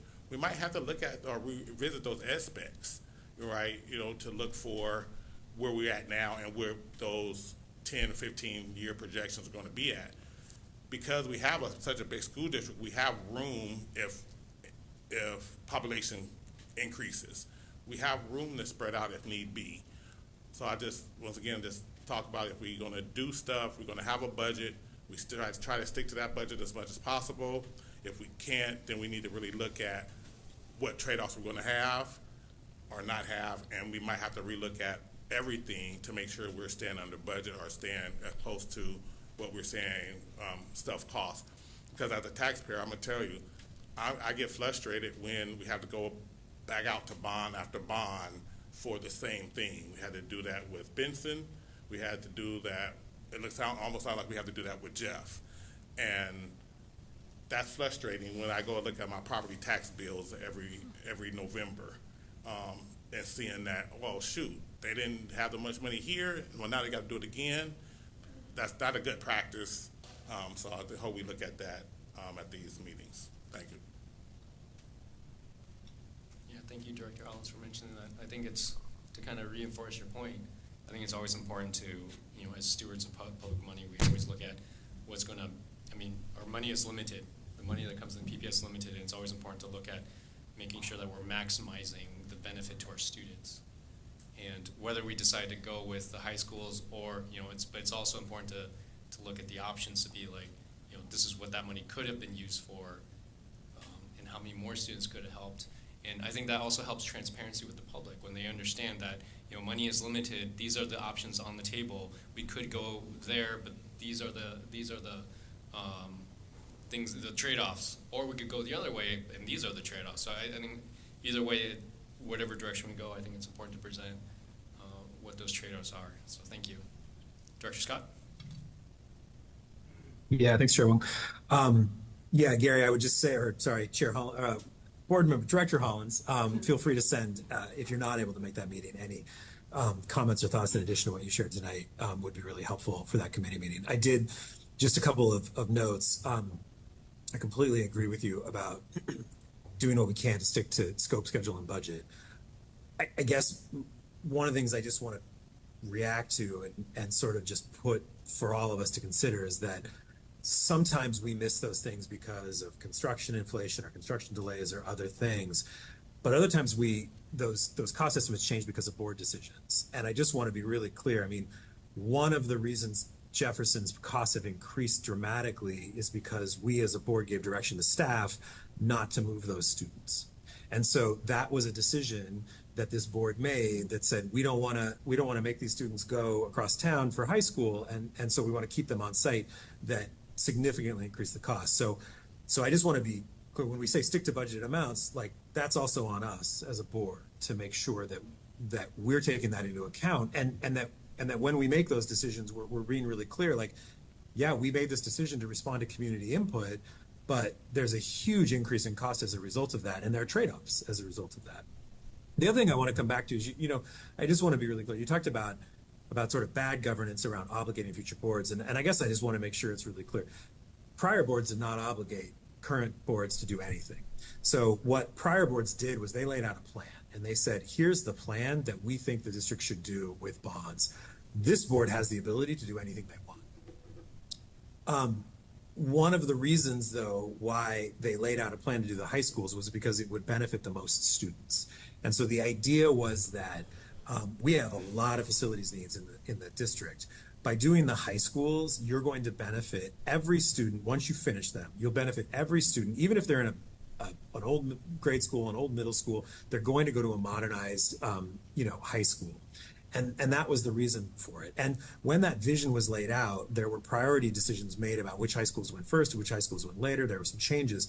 And I think what I want to be really cautious about is that communities such as Wells, communities such as Cleveland, strongly supported prior bonds and supported them at the ballot box, supported them through donations, supported them through fundraisers, through getting out there and saying, like, this is important for the district, because they assumed we're going to get our high school as well. And so that's, for me, I don't feel obligated by a prior board to do this.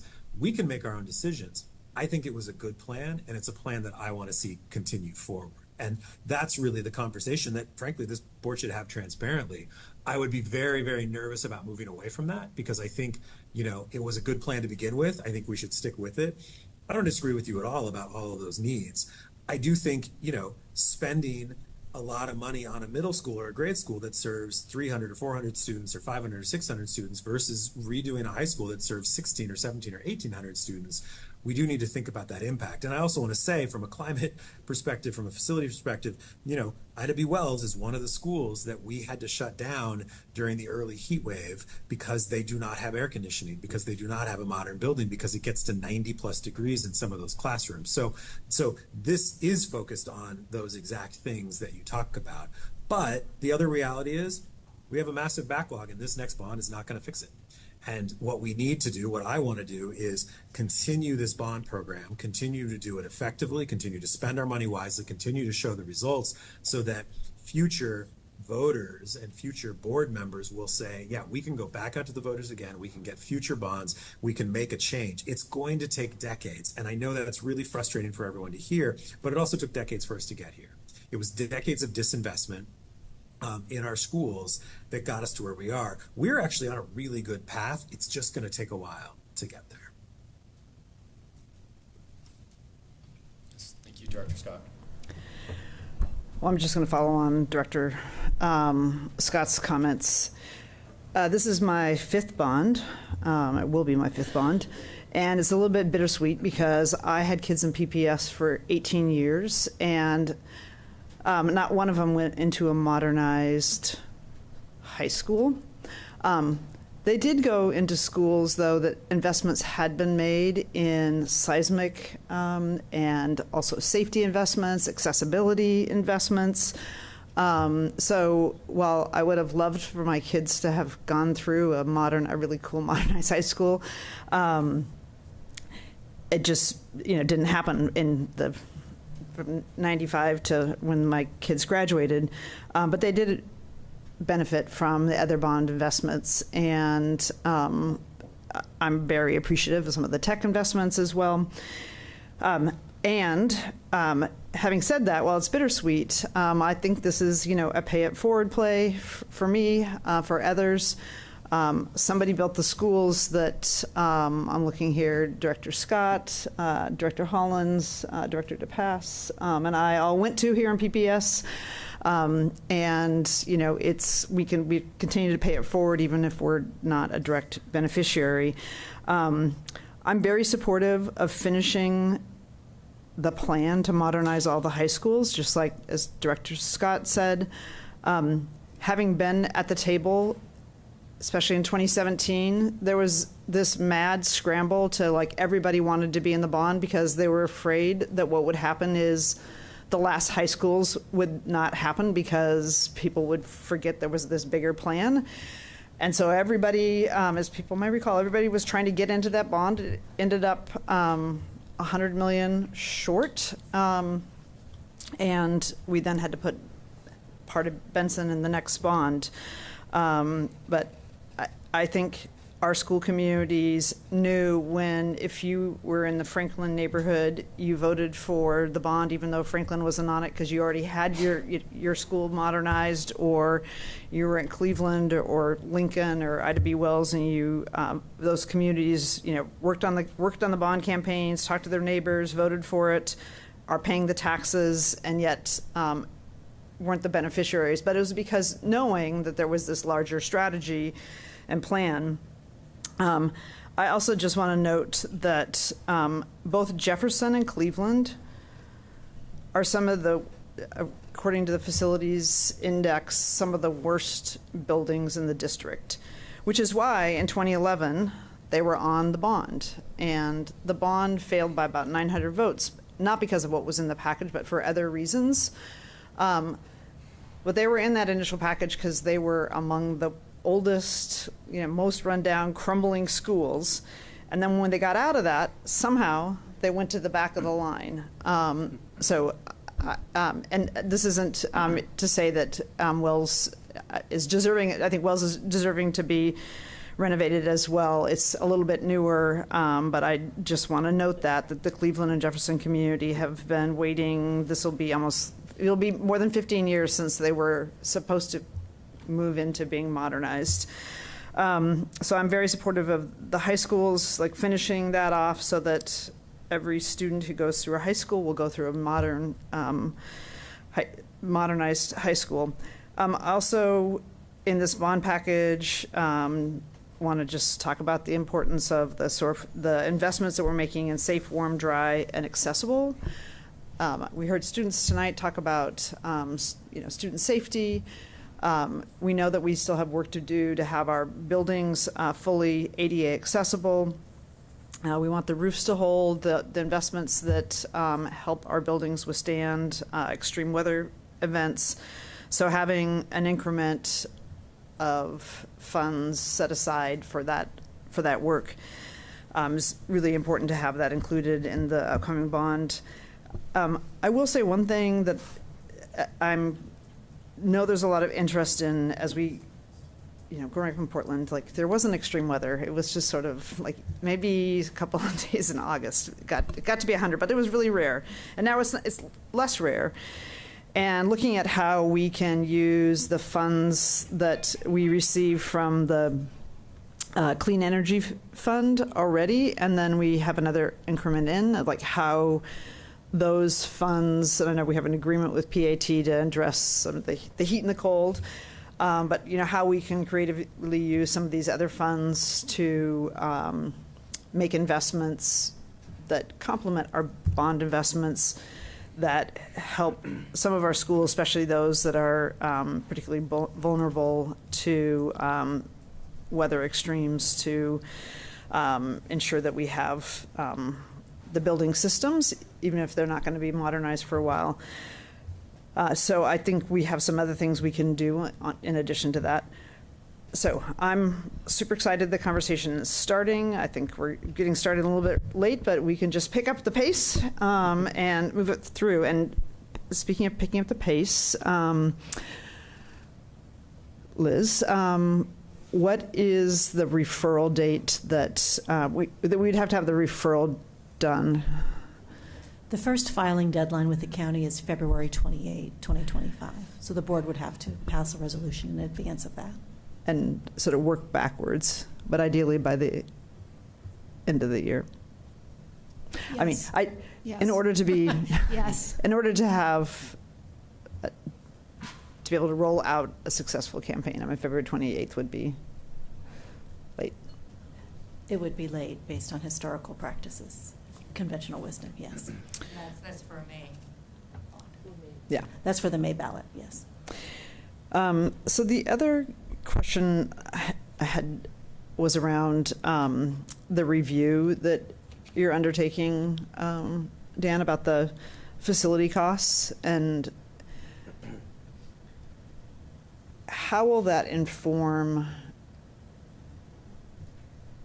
the materials that we get, the options we get, or how will it validate it? There's a number of other high schools in the metro area that are similar size that have been built cheaper, and I know there's escalation, but what do we hope to gain from that, and how are those lessons going to be applied to the package that we're putting together? So before Dan responds, I just wanted to say, I wanted to respond to one of the points before we got too far away from it, so give me 1 second. But I will say that the team and I did talk about other options, and should there be other recommendations that we would make. And so I think when it came down to thinking about our high schools, just being clear that, you know, from the previous bonds, we received an allocation of funds to do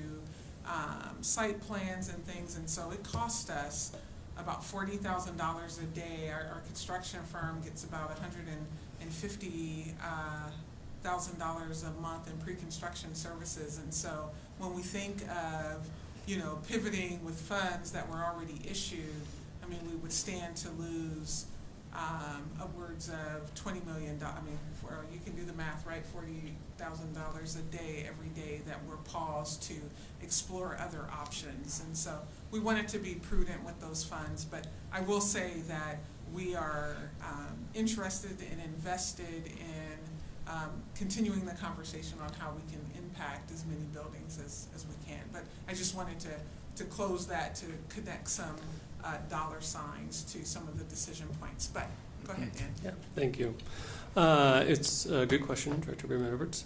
And it partially depends on what the findings are that come out of the analysis. So what this firm is going to do is look at actually 4 of our projects and compare it to the Beaverton project, and look at hard costs, look at soft costs, also look at market conditions, how those are different, and also cost controls, how we procure costs, how we evaluate costs, those sort of things. So it really will depend, I think, on what they find and how we might be able. There might be opportunities to make changes, and other things it might be more fixed.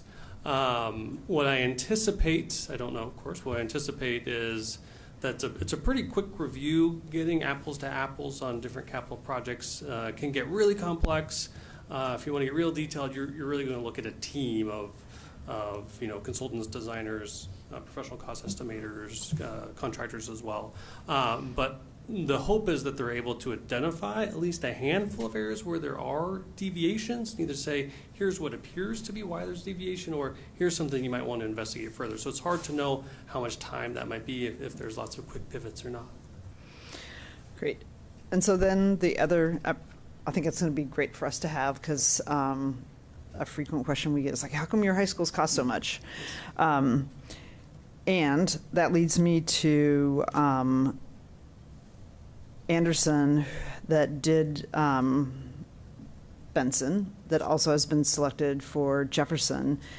And I'm concerned because the school wasn't, all of our other projects have been relatively on time and on budget.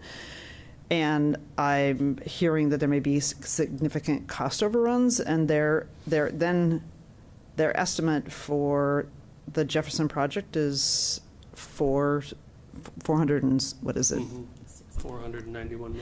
$491 million. And I'm concerned that a firm that did not deliver, and we still don't know what the full scope of it, but deliver Benson on budget, that we're about ready to enter into another project that looks very, very, half a billion dollars for a high school is a stunning amount. And so I am going to be asking for, that we have more answers relating to, what happened with Benson? Are they carrying that forward into Jefferson? And, have we selected the right firm, or how are we going to contain the costs for a school? I mean, both Cleveland and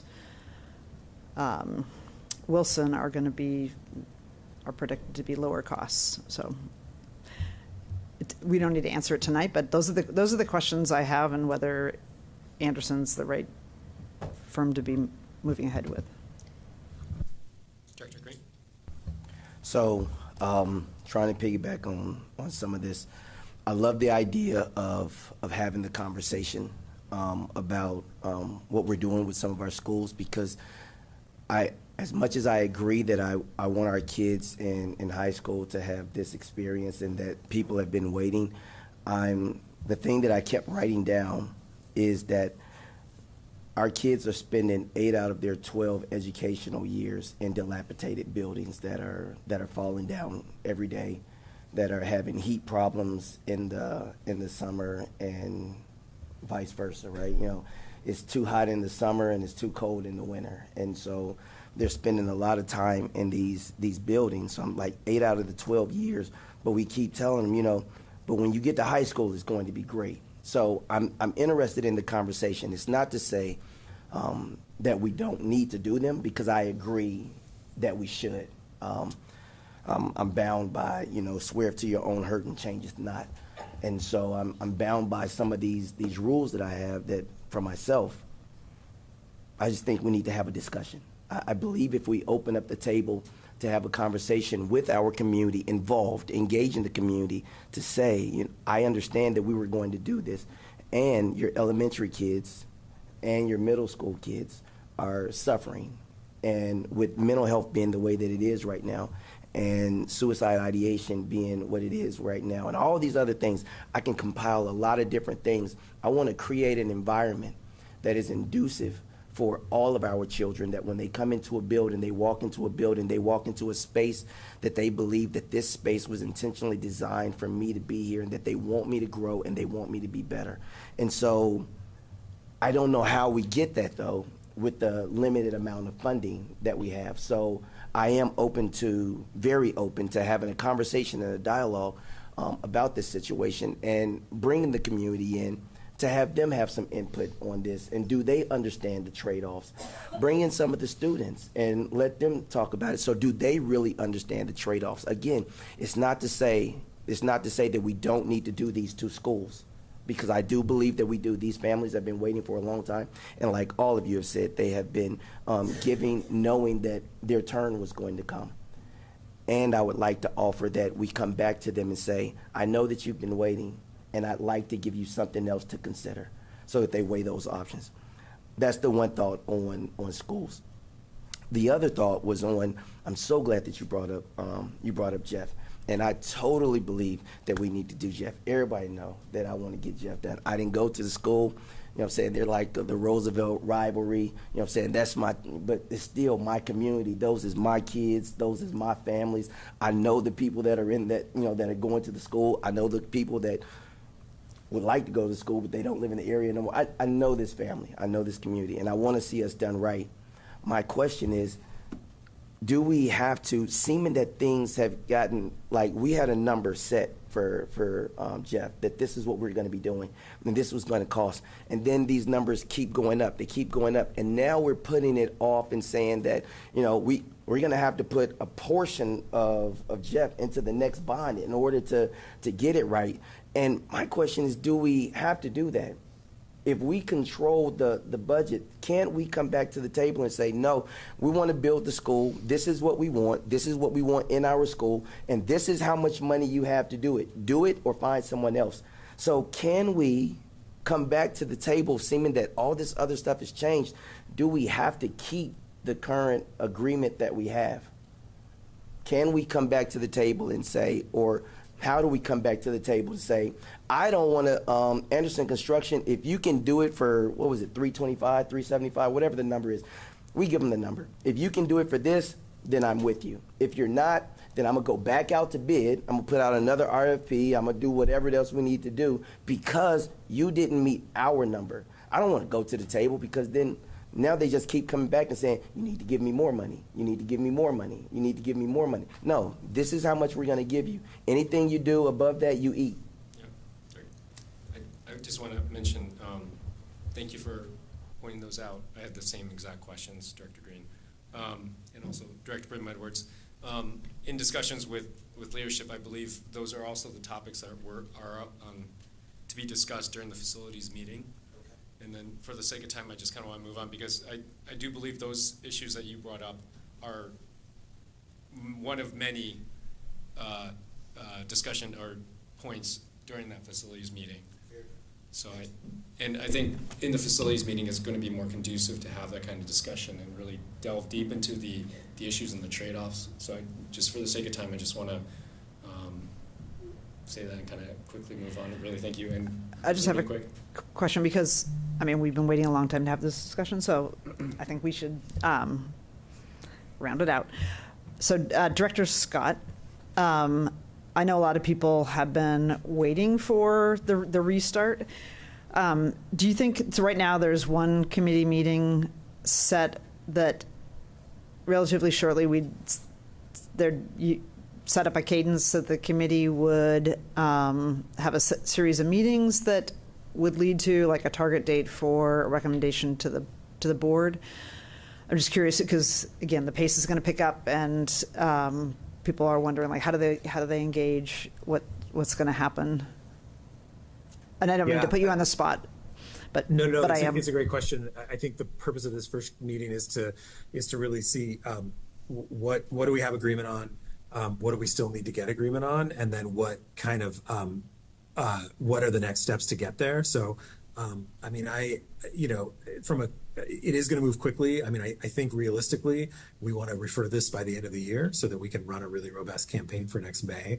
That leaves a pretty limited amount of time. I'm happy to just, from a procedural standpoint, to find another date a couple weeks after this one. But I think we also need to talk a little bit about, what is that? Are we going to have some evening meetings where folks can react to what's in the bond? What kind of community engagement do we want to talk to the budget advisor or bond accountability committee? So there are a couple different options we'll talk about on the 21st in terms of working through all of that. Quick question, and then I'll be done. So I'm really looking forward to those conversations. When we talk about this timing, and I'm just putting it out here because it just seemed like when we did the levy, it seemed like we had a lot more runway time. If we're doing this with this bond, is the runway time adequate, or can it be moved to like November to give us more time? It seems like we have a lot of things to try to discuss with priorities, things like that. Is November like a time that something wouldn't get done? I mean, can we at least find out if there's negatives and positives or pros and cons if we do look at November? Yes, Director Hollins, and that is a topic for discussion at the meeting on the 21st, and we will explain the pros and cons of why one of the recommendations from us, your staff, is going to be a May bond. But again, the decision is yours, and there are some. There's no that is definitely the go-to. There's trade-offs with every one of these decisions that we're making. But I will say that I've worked on a lot of campaigns. 1995 school bond campaign right here, baby. Yes, technology, computers, it was a new thing back then. I've worked on a lot of these, and I do know that while there's never enough time, you really want to have years to be able to do it. It can be done, and I'm confident that if you all choose May, that we can get a successful ballot measure passed by our voters. Thank you. I'm going to propose, for the sake of time, if there are items that you want to answer or discuss during the operations committee, you can email those questions to either me or Director Scott, and we'll compile a list and forward it to the right people. Thank you. Thank you. Both of you. Right, we're moving on to reports from our board committees. For the sake of time, I'm asking if you can keep it within a minute or two. Let's see. Director Sullivan, do you want to? Oh, yes. The audit committee is going to have their first meeting, and by the way, that's Eddie and, Director Wong and Director Brim Edwards are also on that committee. So the first meeting will be Tuesday, October 29th from 5 to 6:30. And there's going to be quite a bit on that agenda, actually. Janice Hansen, the PPS's internal auditor, will provide an overview of the Office of Internal Performance Audit. And we're also going to review and discuss the Audit Committee's work plan for the 24-25 school year. And Janice Hansen, again, will provide the Office of Internal Performance Audit's annual report and audit plan. And we'll be hearing from our Finance Department and the Office of Operations on the corrective actions taken in response to external audit recommendations. And we'll also be discussing the request for a proposal process related to contracted auditors. We need to make a request because we've had this auditor for 15 years and you're supposed to re-ask every 3 to 5 years. So even if we keep the same one, we need to do another request. And I will provide the board summary of this meeting at our regularly scheduled meeting on November 6th.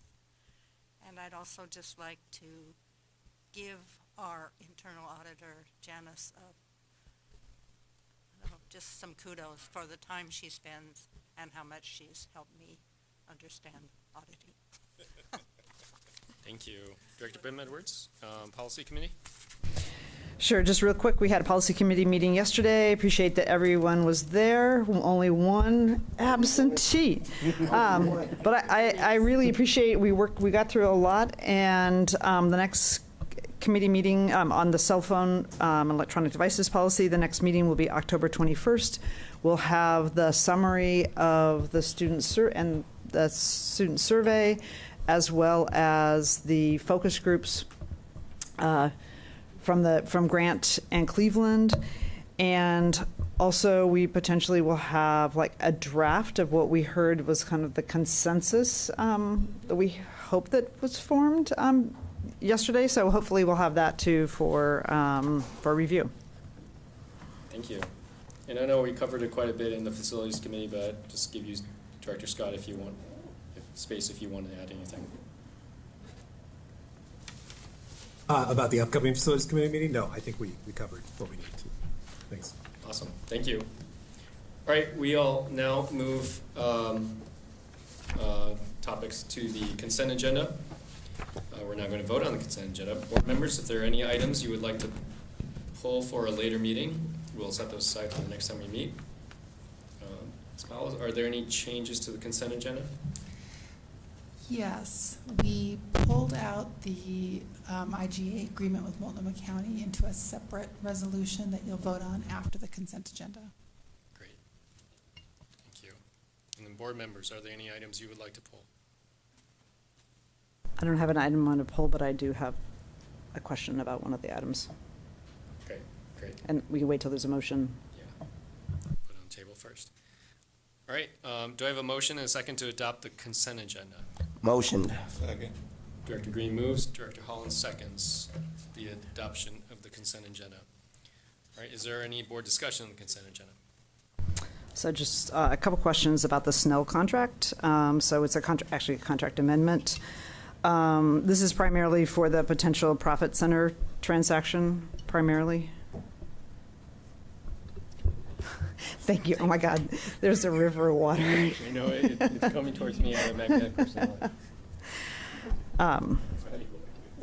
Yes. Great. And then currently we have just the resolution that basically says this will be a full cost recovery, any sort of transaction for PPS, and that there is a draft operating agreement on its way. Yes. So any of the fees that we expend that would be utilized, any of the legal services utilized for the transaction would be, assuming we approve the draft operating agreement, would be recovered. That is my expectation, and that's what the parties have discussed in the draft agreement, which is fairly far along. It currently talks about a $200,000 budget for legal fees, but also a mechanism to discuss if more are needed over the life of the series of transactions that are anticipated. And the draft operating agreement will come to the board at what, generally? It will come to the board at what point in soon. time? I don't have an exact date. I thought it would be already now. We are continuing to work very well together.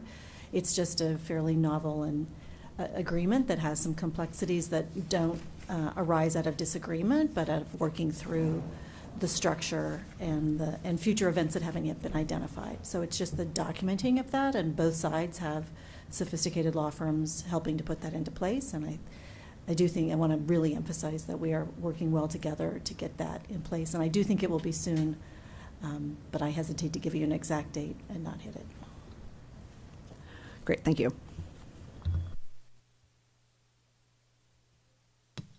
Any other board discussion? All right, the board will now vote on resolution 6975 through 6978. All in favor, please indicate by saying yes. Yes. Yes. Yes. All opposed, please indicate by saying no. Student Director Consavi, please indicate your vote. Yes. Great.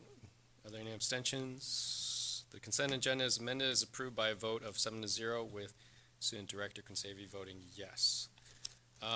At the request of Director Britt Edwards. As Director, we have separated out the intergovernmental agreement with Multnomah County to be voted on separately. Do I have a motion to adopt Resolution 6979? Motion. Thank you. Second. We have Director Green moves and Director DePass seconds. Is there any board discussion? So I just need to declare potential conflict. I serve on the board of the Multnomah County Commission, which this intergovernmental agreement is with, and I'm paid in that position, so I'm going to abstain. Great. Ms. Powell, is there any public comment? No, thank you. The board will now vote on Resolution 6979, expenditure contracts that exceed $150,000 for delegation of authority. All in favor, please indicate by saying yes. Yes. Yes. All opposed, please indicate by saying no. Are there any abstentions? Abstaining. Thank you. Student Representative Kasabi, please indicate your vote. Yes. Great. Resolution 6979 is approved by a vote of 6-0 with one abstention. Student Representative Kasabi unofficially voting yes. For the sake of time, this segment's the, board approved, wait, we already did that. Other business committee referrals. For the sake of time, you're always welcome to email me if you have issues that you want to bring up for later, but just in a couple minutes, does anybody have any things they want to flag? I would love to have a board presentation discussion of the OSAS data. We received a written memo, but it would be great to get that and have a discussion about it and just hear sort of reaction and then like what the sort of forward action plan is. That would be one thing. And the other is, given it's October and we have our fall enrollment numbers, it would be great, and this doesn't necessarily have to be a presentation to the board, but to provide us with our October enrollment numbers and then the sort of school by school and the class size data as well. Yes, absolutely. That's actually scheduled for October. So. Awesome. Yes. Yeah, you've probably seen this too, but if you go to schools.oregonlive.com, they've got really great graphics about comparing schools and particular schools, districts all over the state. And it's easy to read. It's amazing.